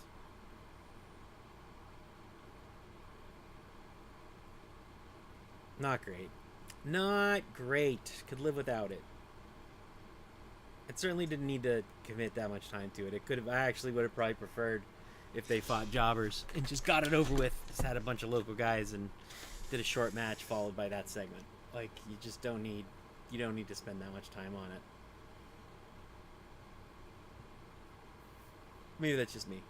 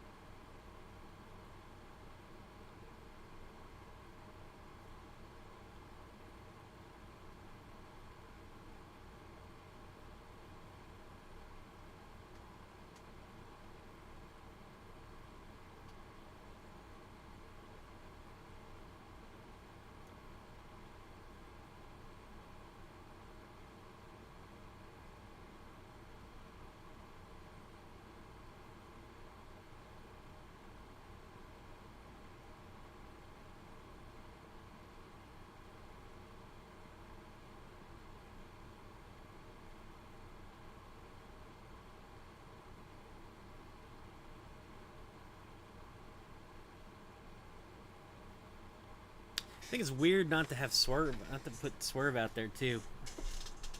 Definitely should have had Swerve on. It's like yet another, like, dude had the match of a lifetime on Sunday. Put him on TV. Let him have like a celebratory "I'm awesome." You know?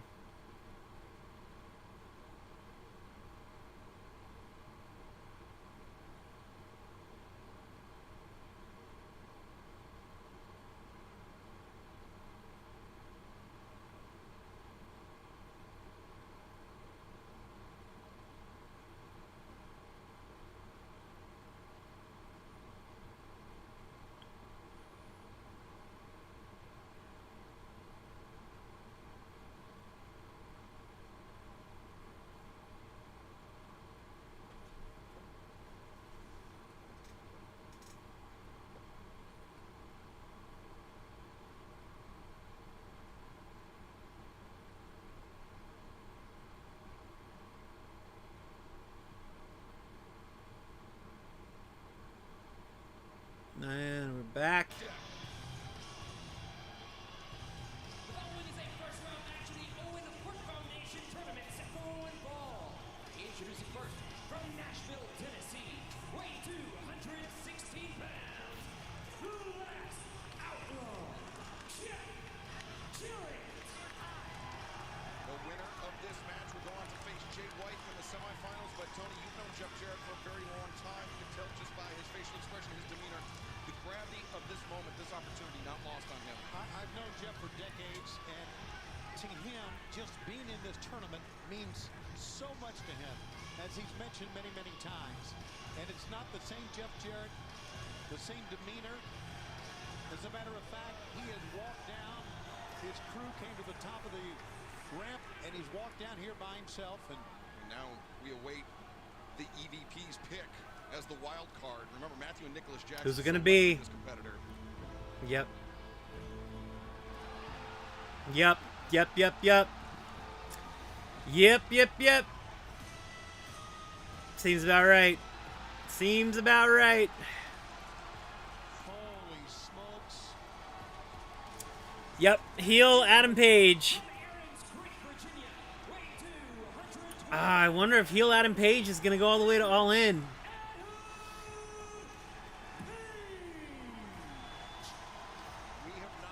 I mean, the thing is, all right, look, here's the thing. From a story standpoint, it's certainly like a appropriate main event for a pay-per-view. These two guys hate each other. It's time for a rematch between him and Swerve. From like a heat standpoint, like who the hell wants to see this match again? I mean, does anybody really want to see it again? Because I sure as hell don't. But, you know, I got a feeling that's where we're going, guys. I got a feeling that's where we're going. I guess it is. And you're right. The past of the EVPs, even Kenny Omega has been fired, resides firmly with Hangman Adam Page. All right, well, Jeff had no idea who to prepare for. I'll be honest with you, I don't think he gave a damn. No, Jeff Jarrett is a true professional, and fans to learn more about the mission and the message of the Owen Hart Foundation, visit owenhartfoundation.org as these two men lock horns, center of the ring, and Jeff Jarrett, nearly 35 plus years of in-ring experience. He's been in high-pressure situations before. He's been in moments like this where you don't know who your opponent is until the last second, but you've seen it all. You're right. But to prepare for a former AEW World Champion like Hangman Adam Page, that's a tough task even for Jarrett. Well, of course, as we mentioned, it's been well documented. Jeff, the only wrestler in this tournament with a personal connection, Owen Hart, teamed together for 70 matches before Owen's passing in 1999. And that's just not time spent in the ring together. That's time spent on long car trips, in taking meals, gas station breaks, in the hotel, talking strategy at night. That's where you build friendships and stuff. That's right, and that's how those two men grew to be so close. And now look at this. Hangman Page rabbit punches there, hammering down on Jarrett. Oh, and a kick to the ribs. I know Hangman very, very upset about what went down with he and Swerve Strickland, and I get it, but this is a little bit... those are cheap shots, Tony. There's no way to sugarcoat it. Yeah, very well said. And let's remind the fans still to come. MJF's going to be in Daniel Garcia's corner when he goes after the International Championship with Will Ospreay. We have an overrun tonight, so we're going to stay with that match as long as it takes. Our main event's to go. Jeff, oh my goodness, got his clock cleaned. Just as he was turning the tables on Hangman Adam Page, a vicious lariat by Hangman.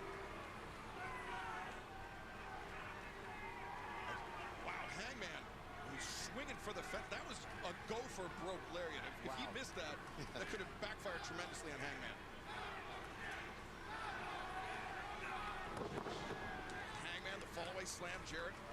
Something in the ring, something about the demeanor of Hangman. We're going to have to observe this as the match goes on, but I mean, his jaw has been clenched, his brow furrowed since the moment he came through the tunnel. As now, Hangman, what is he? Oh, no. What's he trying to do here? No. Oh my God, that was in the lower back. Jeff Jarrett, his lower back powerbomb, not onto the flat of the apron, that was onto the edge. That was done. Yeah, guys, I hate to say it, but like, I'm gonna go out on a limb and say that we're going all the way with Adam Page, all the way to All In. I appreciate the focus on storytelling, right?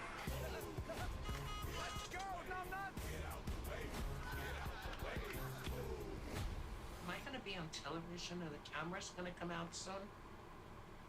You know, I appreciate the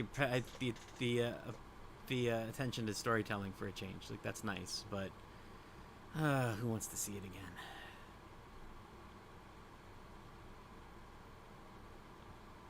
I'll be right back, guys. Hold on 1 second for me.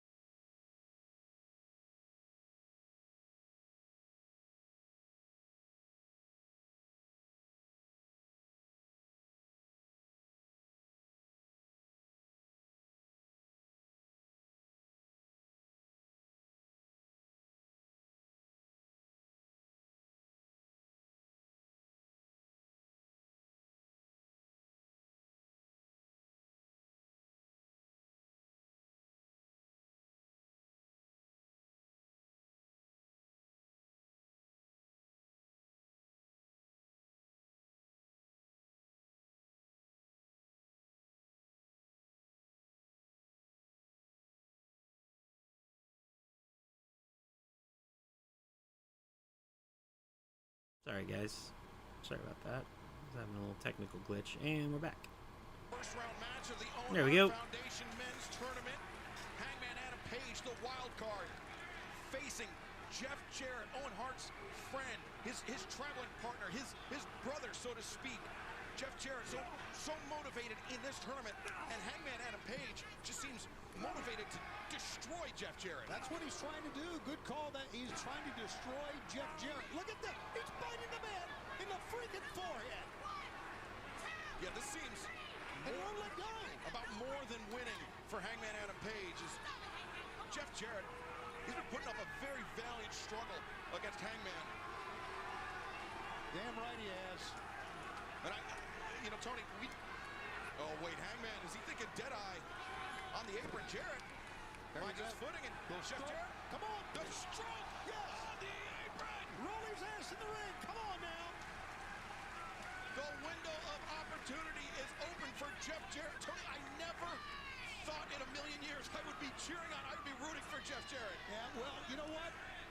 We knew he was the sentimental favorite in many, many ways in this tournament because of what we have talked about, but because of Hangman's antics. As Aubrey Edwards passing half of the 10 count on the floor, Jeff Jarrett, even after the beating that he has suffered, he's up to his feet. He makes the ring. Is Hangman, can he beat the count? A count out could... Oh, the count out would have meant Jeff Jarrett and Jay White this Saturday, a collision in Memphis, but right now that result still up for debate between Hangman Adam Page and Jeff Jarrett, but Jarrett, Oh, with purpose now. With purpose. oh, Hangman, big wild swing, Jarrett, Russian leg sweep, and now Jeff Jarrett, Figure four. oh yeah, No. an homage to Owen Hart with the figure four, perhaps, oh, an homage there with Nancy Gary, perhaps, Oh, that rocked the jaw. 2 and Tony, how cool would it be to see Jeff Jarrett this Saturday in Memphis wrestling in the semifinals of the Owen Hart Foundation It tournament. would be wonderful, Excalibur. That's a great call. Memphis, Tennessee, so many big moments in Jeff Jarrett's career in that city. As, oh, Hangman pops up Jarrett, looking for Deadeye once again. Jeff Jarrett rolls him through. Great counter. No, Jeff Jarrett, he steps through. Yes. With the right leg, just like Owen Hart used to. But look at Hangman. Those right hands from Hangman backs off Jarrett. Oh, my God. Here comes the Deadeye. Oh, and he got it. He got the Deadeye. And he can cover him now, but he won't do it. And Hangman, that look, that unsettled look in his eye. Gee, we heard it when the fans were chanting for Swerve Strickland. That's the only time we've seen Hangman show some real emotion on his face.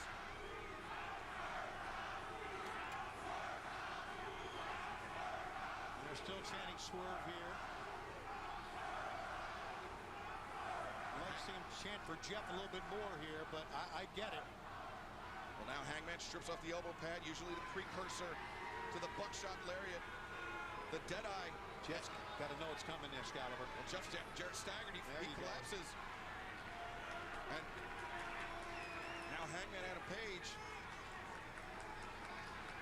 Can he just pin Jarrett here? I don't think he wants just to pin him here. I think he wants to assault him more. Oh, Jarrett shoves Hangman through the ropes. Oh, the high boot. Catches Jarrett flush on the jaw. Jarrett, go down again. Go down again. And Hangman bucks up. Oh, Jeff Jarrett steps through. The sharpshooter. My God. He's got it. Come on, maybe. Maybe. It won't be, but maybe. Can Hangman survive? The desperate crawl to the ropes to force the break by Hangman Page. Oh, man, that was the big shot, and Jarrett knew it. But Jarrett, he can't afford to get flustered. Tony, you know as well as anybody, he's got the tools to beat Hangman Adam Page. He's got the tools to beat anybody.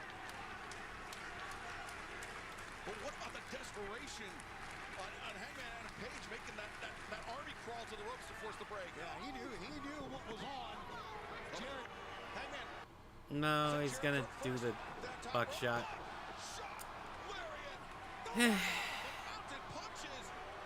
Lasai. I mean, look, the thing is, like, you know, I did a prediction this morning, and I was like, it's definitely gonna be him. It's definitely gonna be Hangman. No, not another Deadeye. He could have pinned him after the buckshot. He didn't need to do that.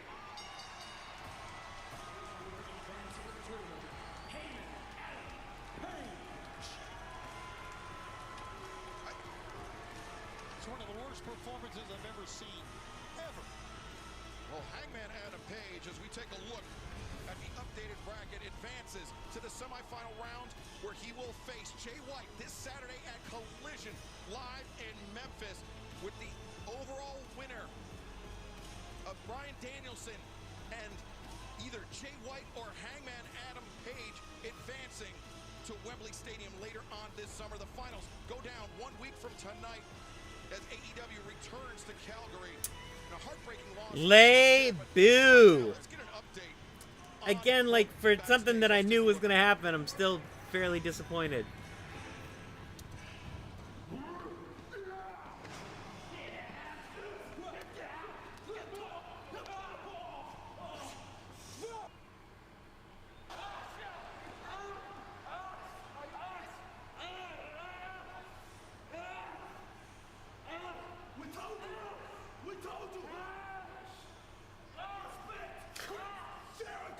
He just set him on fire.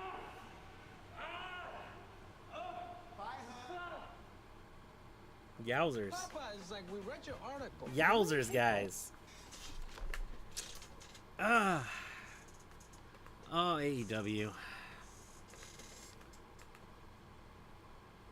Oh, AEW.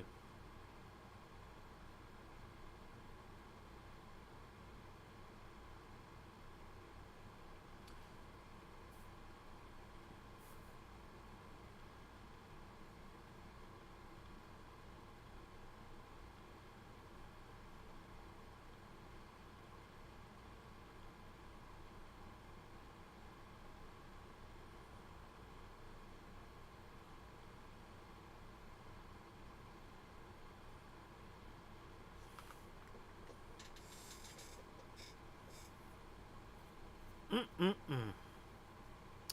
right, now last one is gonna be a banger. I swear it, because it has to be.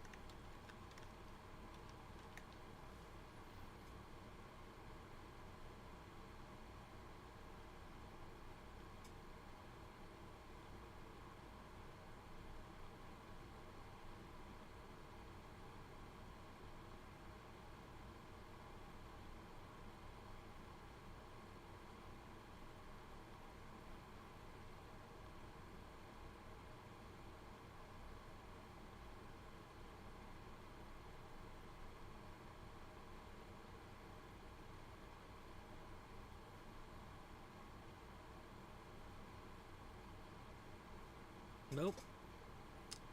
Dancing tonight in the Owen. Was that level of aggression completely necessary towards Jeff Jarrett? Welcome back, Hanger. It's so freaking good to see you. What are you still doing here? Get out of here. We got this. Hey man, you can say thank you at any moment here. We lifted your suspension and we got you a spot in the Owen and you just freaking crushed it. Congrats. How about moving forward, we'll continue to scratch your back as long as you continue to scratch ours, right? I'm just gonna come right out and say it, okay? Blood and Guts is in a couple of weeks. We need a fifth man. Will you be our fifth? Listen to me. You listen to me, man. I'm not a child anymore. I'm not your puppet anymore. I'm not the Elite's man anymore. I don't need any more of your games. You hear me? I am in the Owen, and I am going to win the Owen. Do you understand me? What's your problem? I don't work that way. What's his problem? Good God. It's fine. Well, welcome back, Hanger. Welcome back. Oh, that was embarrassing. Cut this. Cut. Well, we know this Saturday, Tony, it will be Hangman Adam Page, Jay White, the semifinals of the Owen Hart Foundation Tournament live at Collision from Memphis. And speaking of Memphis, this Saturday, MJF will be kicking off Collision, 8, 7 Central, live Saturday night on TNT. Ladies and gentlemen, Maxwell, Jacob Friedman, and JF. And tonight he's in the corner of the challenger, Daniel Garcia, who gets a shot at the International Championship. And what a match this main event's going to be. your Dynamite main event, set for a 16-minute time limit, is for the AEW International Championship. Introducing the challenger from Buffalo, New York, weighing 187 pounds, Daniel Garcia. You see that? In fact, on the bottom of your screen, an 8-match winning streak. 7 of those 8 matches came in singles encounters. His only losses this year, Daniel Garcia's only losses, came to Christian Cage and the AEW World Champion, Swerve Strickland. Daniel Garcia, ever since picking up that victory on the final night of the Continental Classic, has been on a tremendous roll.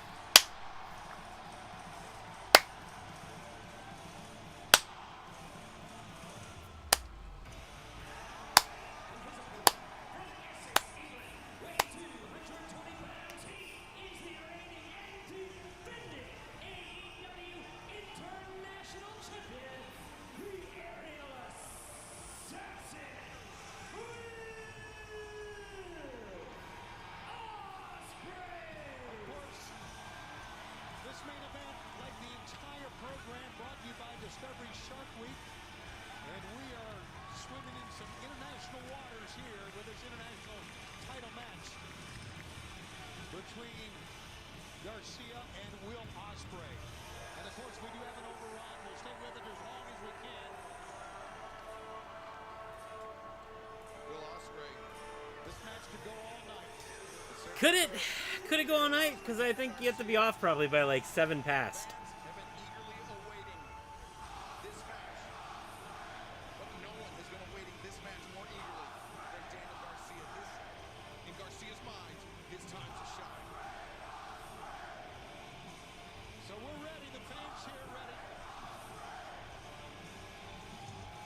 You see Ospreay, we got to look at it earlier when he was speaking to Don Callis. Don Callis doing the right thing for once, letting Ospreay out of his agreement with the Don Callis family. And so it will be Ospreay going it alone here tonight against Daniel Garcia in our AEW Dynamite Beach Break main event. And fans, it wouldn't be Beach Break without summer's biggest holiday. It is here, and it's Discovery Shark Week. You won't want to miss the ultimate celebration of sharks starting this Sunday at 8 on Discovery and stream on Max. Swim with the Sharks, international waters here with an overrun tonight. You don't know how long this is going to go. Please stay with us. And you got to wonder, Excalibur, what is going through the mind of Will Ospreay after what happened on Sunday? His first loss in AEW. Yeah, Will Ospreay's first singles loss this Sunday took place at Forbidden Door, and it was at the hands of Swerve Strickland, who remains the AEW World Champion. Ospreay, he said he would put the International Championship and the World Championship on the line if he was successful at Forbidden Door. Unfortunately for him, he was not, but Garcia will not take this opportunity lying down, Tony. This is still for a shot at the International Championship. Garcia showing right there, showing Will Ospreay is not intimidated at all by Ospreay. Ospreay knocked him right on his ass, man, with that shot. Now MJF. That ain't nothing. You're Daniel Garcia. That ain't nothing. And a pep talk and some earnestness there out of MJF. Yeah, I don't know, man. MJF, who told Daniel Garcia that he would be willing to face him at Wembley.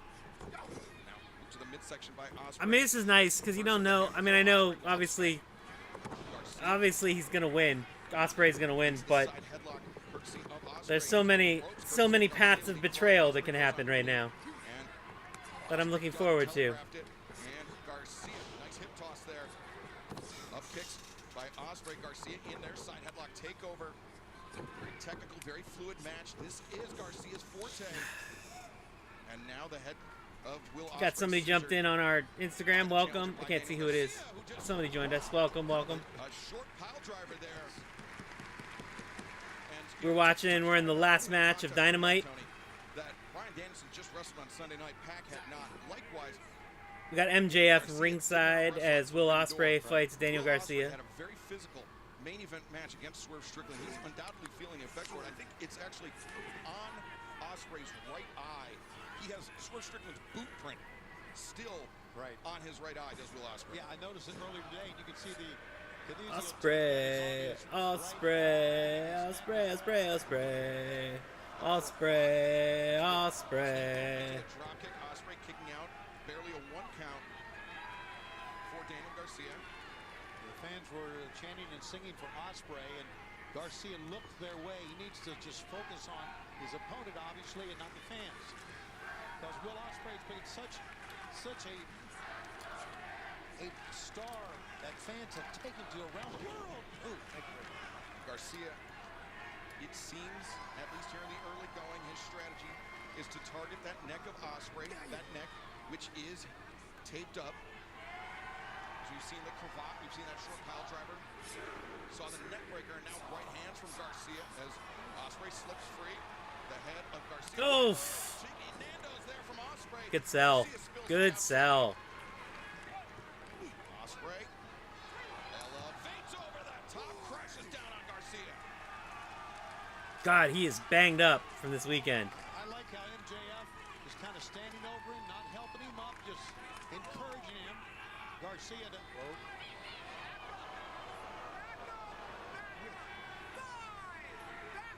MJF doing the right thing. Staying out of the way. Oh, it's good. Come on. Up Will Ospreay. Ospreay returns Garcia to the ring, and fans, our Dynamite main event continues in Oh, for God's sake. Oh, picture in picture. So yeah, so look, MJF's obviously gonna do something. I would hope. I would hope that something gets him into a feud with Ospreay, and that's what we're going to all in with. But then I don't know where you're left with Bryan Danielson, because like Bryan Danielson obviously needs something to do, and Ospreay and Danielson seems like the thing that you would do it all in. But again, like then I don't quite know how you get to that. But Danielson needs something to do, so you got to try and solve that. That's like a piece of the puzzle that's just missing. So yeah, there's a lot of moving pieces that they're trying to solve, which, not for nothing, that's why I don't know why you have a filler match on this show. Like, you have a bunch of moving pieces you're all trying to solve for. You don't need to have filler matches. You can just move forward.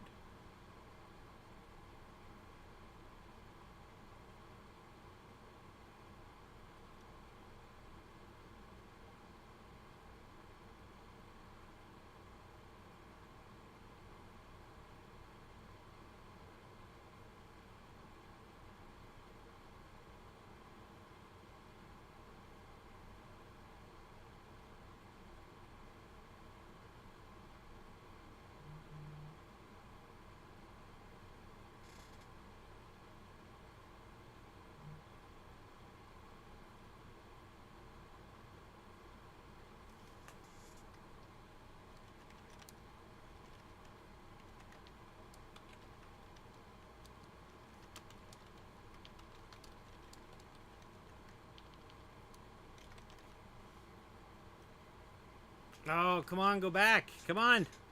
Wrap it up, guys. Wrap up these commercials. Get me back. Country roads.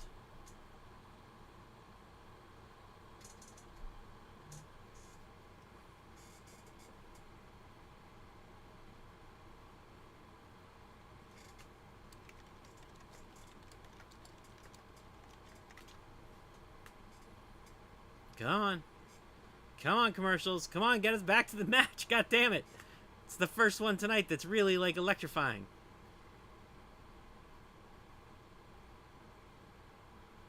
Very close, guys. Oh, here we go. And we are back. Our Dynamite main event continues, and it is for the AEW International Championship. I'm Excalibur, joined by Tony Schiavone. Taz has been barred from the building by the EVPs, Matthew and Nicholas Jackson, but nonetheless, our attention is glued to this match. Will Ospreay, Daniel Garcia for the title. Garcia is looking sharp, Tony, but Ospreay just a slight bit sharper as MJF standing in the corner of Daniel Garcia. Yeah, two things. We do have an overrun. We're going to stay with this past the hour, as long as it takes to get a winner here in this match. So you need to stay right where you are here on TBS. And how in the world can Jericho explain himself with that fireball in the head of Hook, knowing that Taz wasn't here for he wasn't even around. As Garcia, though, absorbing the contact from Ospreay. Be ready, we can go back to the top of the hour. As Garcia, big shots, but Ospreay, high kick into the Garcia slips behind, underneath, neck breaker by Daniel Garcia. Oh, he's not done, Excalibur, he's not done. A second one. Garcia, maybe completing the trifecta, no. Ospreay finds his feet behind Garcia, a step quicker, duck underneath. Garcia turns on loose. DDT. Look at holding the back of his neck, which is heavily taped. And there's the third neck breaker. Garcia to Ospreay, kicking out. Where's the betrayal, guys? Where's the betrayal? Really that time, Garcia did not get the shoulders covered, so he didn't need a lot of mustard. But, buddy, you hear the crowd here in Chicago chanting Danny. He's going to look at some of the matches coming up this weekend. Rampage, Beach Break, Roosh, and Commander. Plus, Hikaru Shida, three-time former AEW Women's World Champion, takes on Mariah May. The Owen Hart finals, or Owen Hart semifinals. Then this Saturday at Collision. MJF will open Collision live this Saturday as Ospreay looks for the cover. Garcia able to kick out. Plus, times Tony Storm, Trish Adora, and the Owen Hart Foundation Tournament semifinals. Hangman Adam Page, Jay White, the winner, advancing to Dynamite. Poor Jay White. Jay White just gets jobbed out all over the place. Bryan Danielson live in Calgary. Plus, we will see Willow Nightingale returning to the semifinals for the second consecutive year, taking on either Mariah May or Hikaru Shida. Plus, next Wednesday night, live in Calgary, AEW World Champion Swerve Strickland live as Ospreay. Those kicks to the face of Garcia. Garcia goes down. Yeah, like I would have rather they spent time with Swerve than doing the Gates of Agony match. Ospreay have his number, Tony. I don't understand what Ospreay's doing here, because Ospreay is really taking a different road here. Look at this. He has been taunting Garcia all night. Garcia gritting those teeth, trying to fight through the pain. But Ospreay, Oh, he's going to give it an open shot. taunting Daniel Garcia, the free shot for those Toshiaki Kawada style kicks as Daniel Garcia answers only the way Daniel Garcia could. That shot maybe caught Ospreay on the button. And Ospreay goes down. Saito style suplex from Daniel Garcia. Garcia, no. Ah, beautiful. What a counter by Ospreay! Garcia able to kick out. That was unbelievable. As Garcia, as you see a look at how close that was, double underhook, as Ospreay could have been thinking Stormbreaker there. Garcia had it scouted, had it countered, and planted Ospreay on the crown of his head. Garcia the cover, no! Ospreay able to kick out, and fans, this is our main event live on Dynamite. We are going to stick with this as long as it takes. Will Ospreay retain the AEW International Championship, or will we begin the era of Daniel Garcia? Could be now, could be 10 minutes, 20 minutes. We do have an overrun. Let's see who's going to walk away the champ. Again, a great job on the outside. Oh, Ospreay drops into it. The pinfall attempt there. By MJF just being an advisor. And, well, look at that. Step up Enziguri. Here we go. Swing and a miss by Ospreay. Lands on his feet. Voice up Garcia. Powerbomb. 1, 2. Styles Clash. Ospreay floats over. 2. And Garcia kicking out. I don't know how he got out of that. And look at the face. That time of Ospreay and now MJF.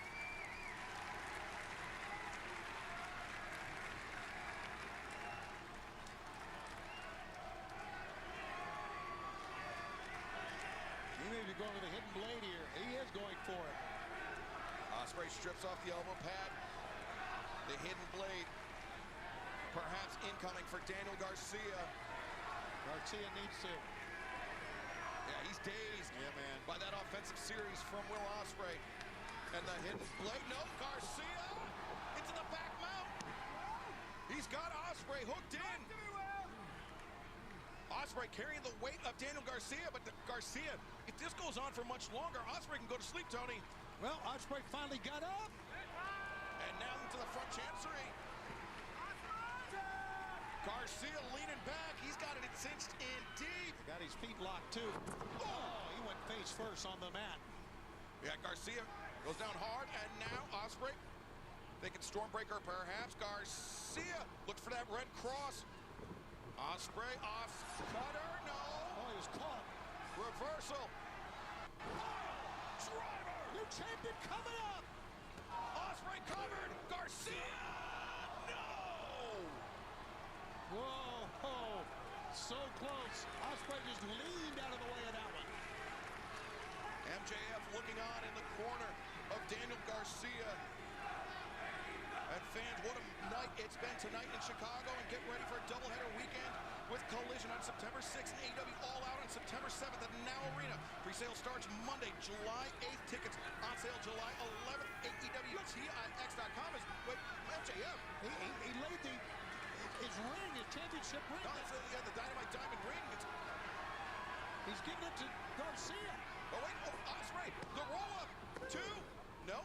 Garcia lays flat. That pin. Getting predicament. Ospreay now counters, rolls through. Garcia breaks free. And Garcia, the lariat, turns Ospreay inside out. Index saying, use the ring.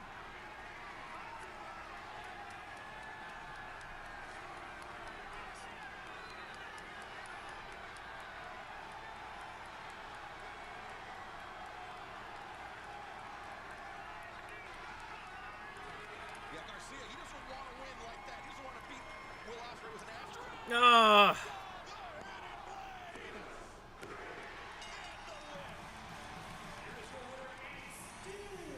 Weird. It's a weird finish.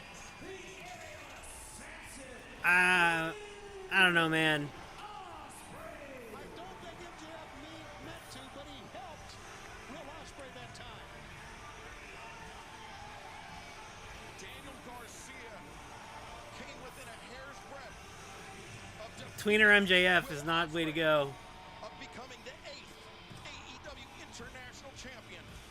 But it was not Daniel Garcia's night. But his night's going to be coming up real soon, I can tell you that. Yeah, Daniel Garcia, he is a foundational part. Come on, MJF. He's somebody that you can build on for years and years to come. Come on, Max. He's kicking himself right now. But there will be other bites at the apple for Daniel Garcia.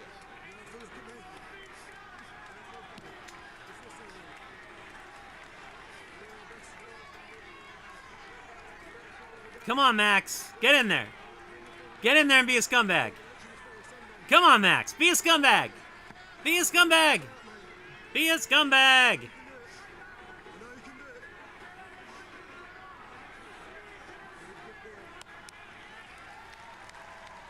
Obviously trying to console an inconsolable Daniel Garcia right now. Yeah, well, it just speaks to the class of Will Ospreay.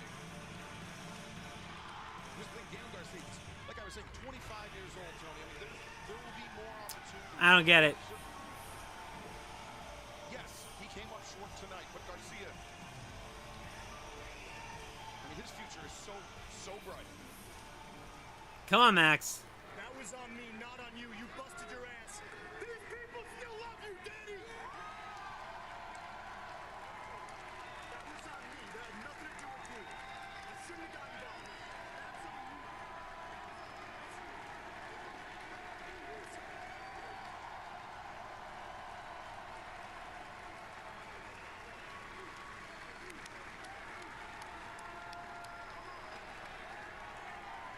Crotch him. Crotch him. There we go.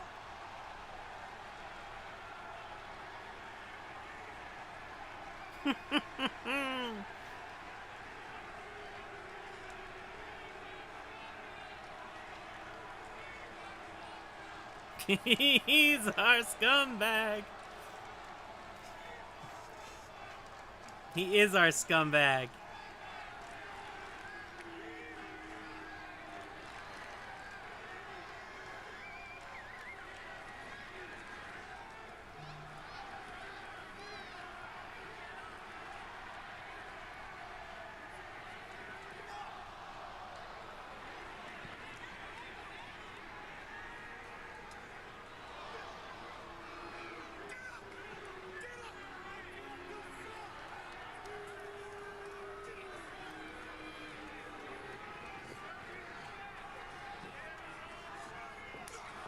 Hey!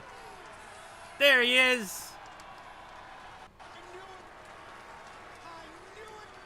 That son of a bitch is no good. And he never won. That son of a bitch is terrific. God bless you. Tiger will never change its stripes. He's got a lot of explaining to do. Live on TNT on Saturday on Collision when he opens the show. Listen to him. He's worthless. If I never saw him another day in my life, it would be a moment too soon. This is Look at Garcia after his great match has been opened up. By the Dynamite Diamond Ring. He's our scumbag. oh no, security trying to intervene. He's our scumbag.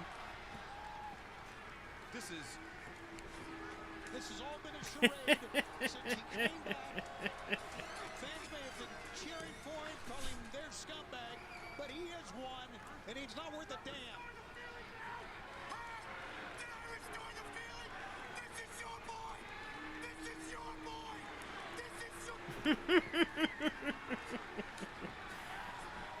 I'm so glad. At least they figured out that Max has to be Max. But where's Osprey?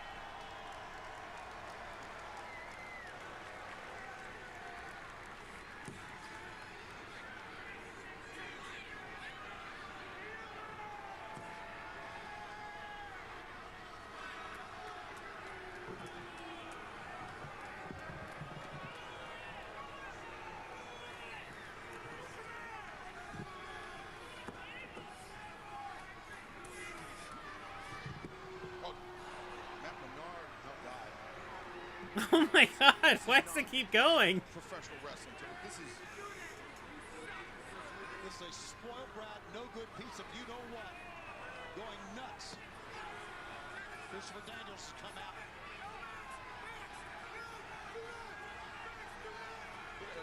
AEW officials, referees. Why? Why is it still going?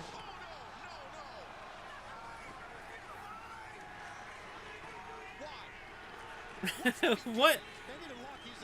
They're like, listen, just in case people liked Max, we need to make sure that it's clear.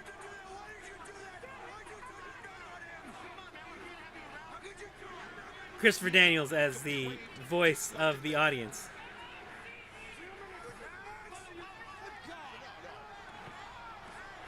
Putting his hands on officials. How can he possibly explain this? There we go. It took way too long.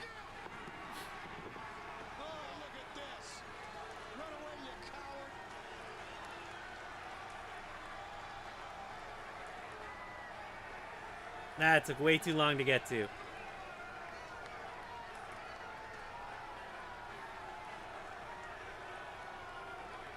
known who he was all along, Tony. We tried almost maybe to delude ourselves into belief.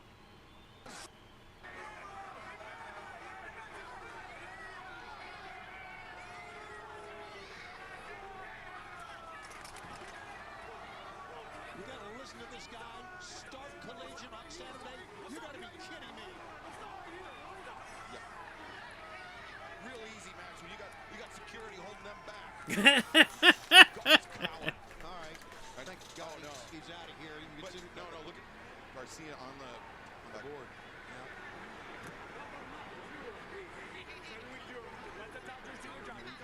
Diverted our attention. We saw Max in the crowd while that was playing out. We failed to notice acknowledging and failed to notice the back. We're gonna take care of it. Just let us handle it, okay?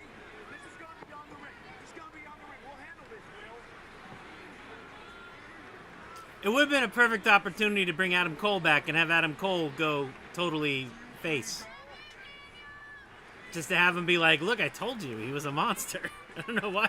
I kept telling you guys and nobody believed me.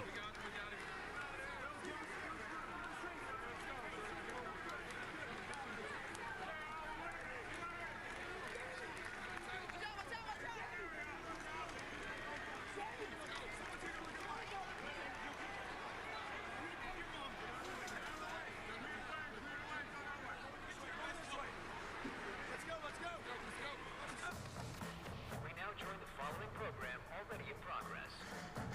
What I'm going to do to you? Oh, jackpot. I'll be right back, Chloe.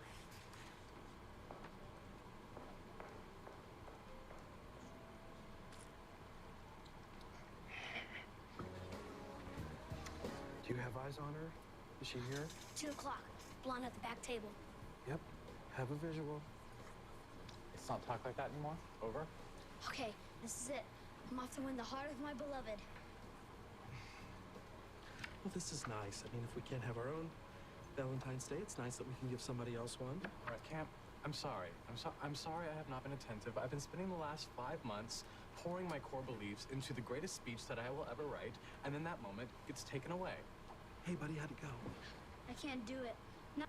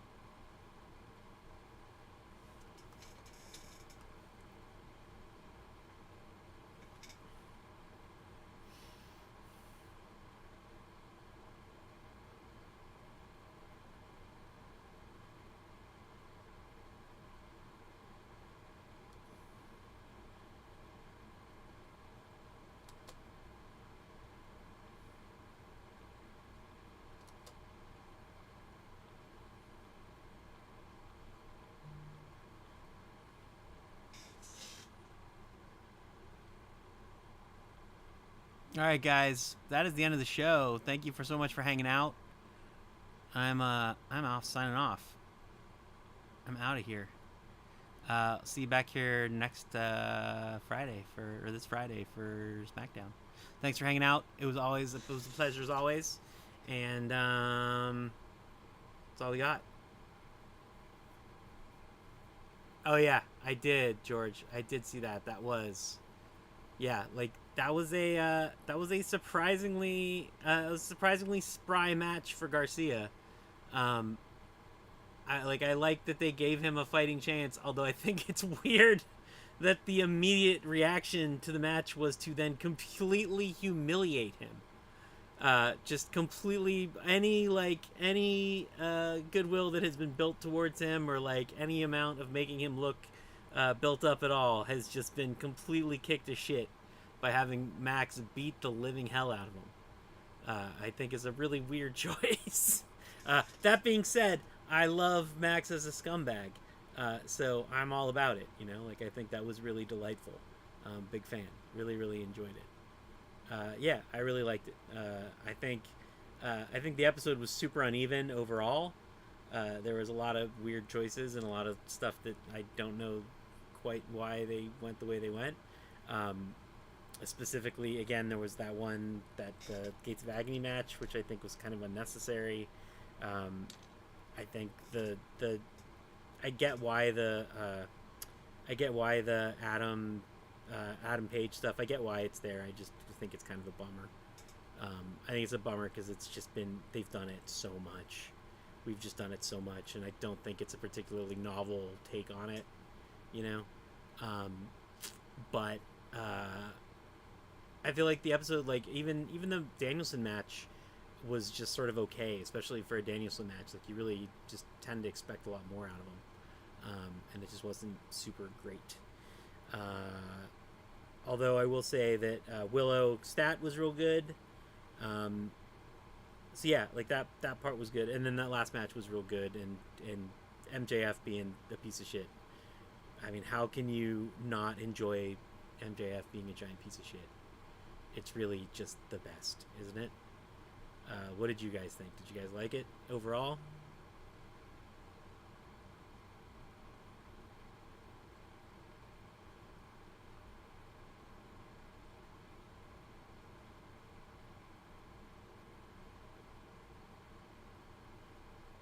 I see typing. I do see typing.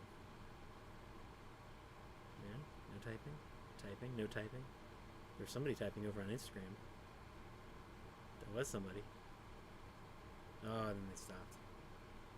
Alright. Well, that is it for me for tonight. I'll be back on Friday, like I said, for SmackDown. Thank you guys so much for hanging out with me again. And I will see you all on Friday. Peace out. Have a happy 4th of July. See you guys.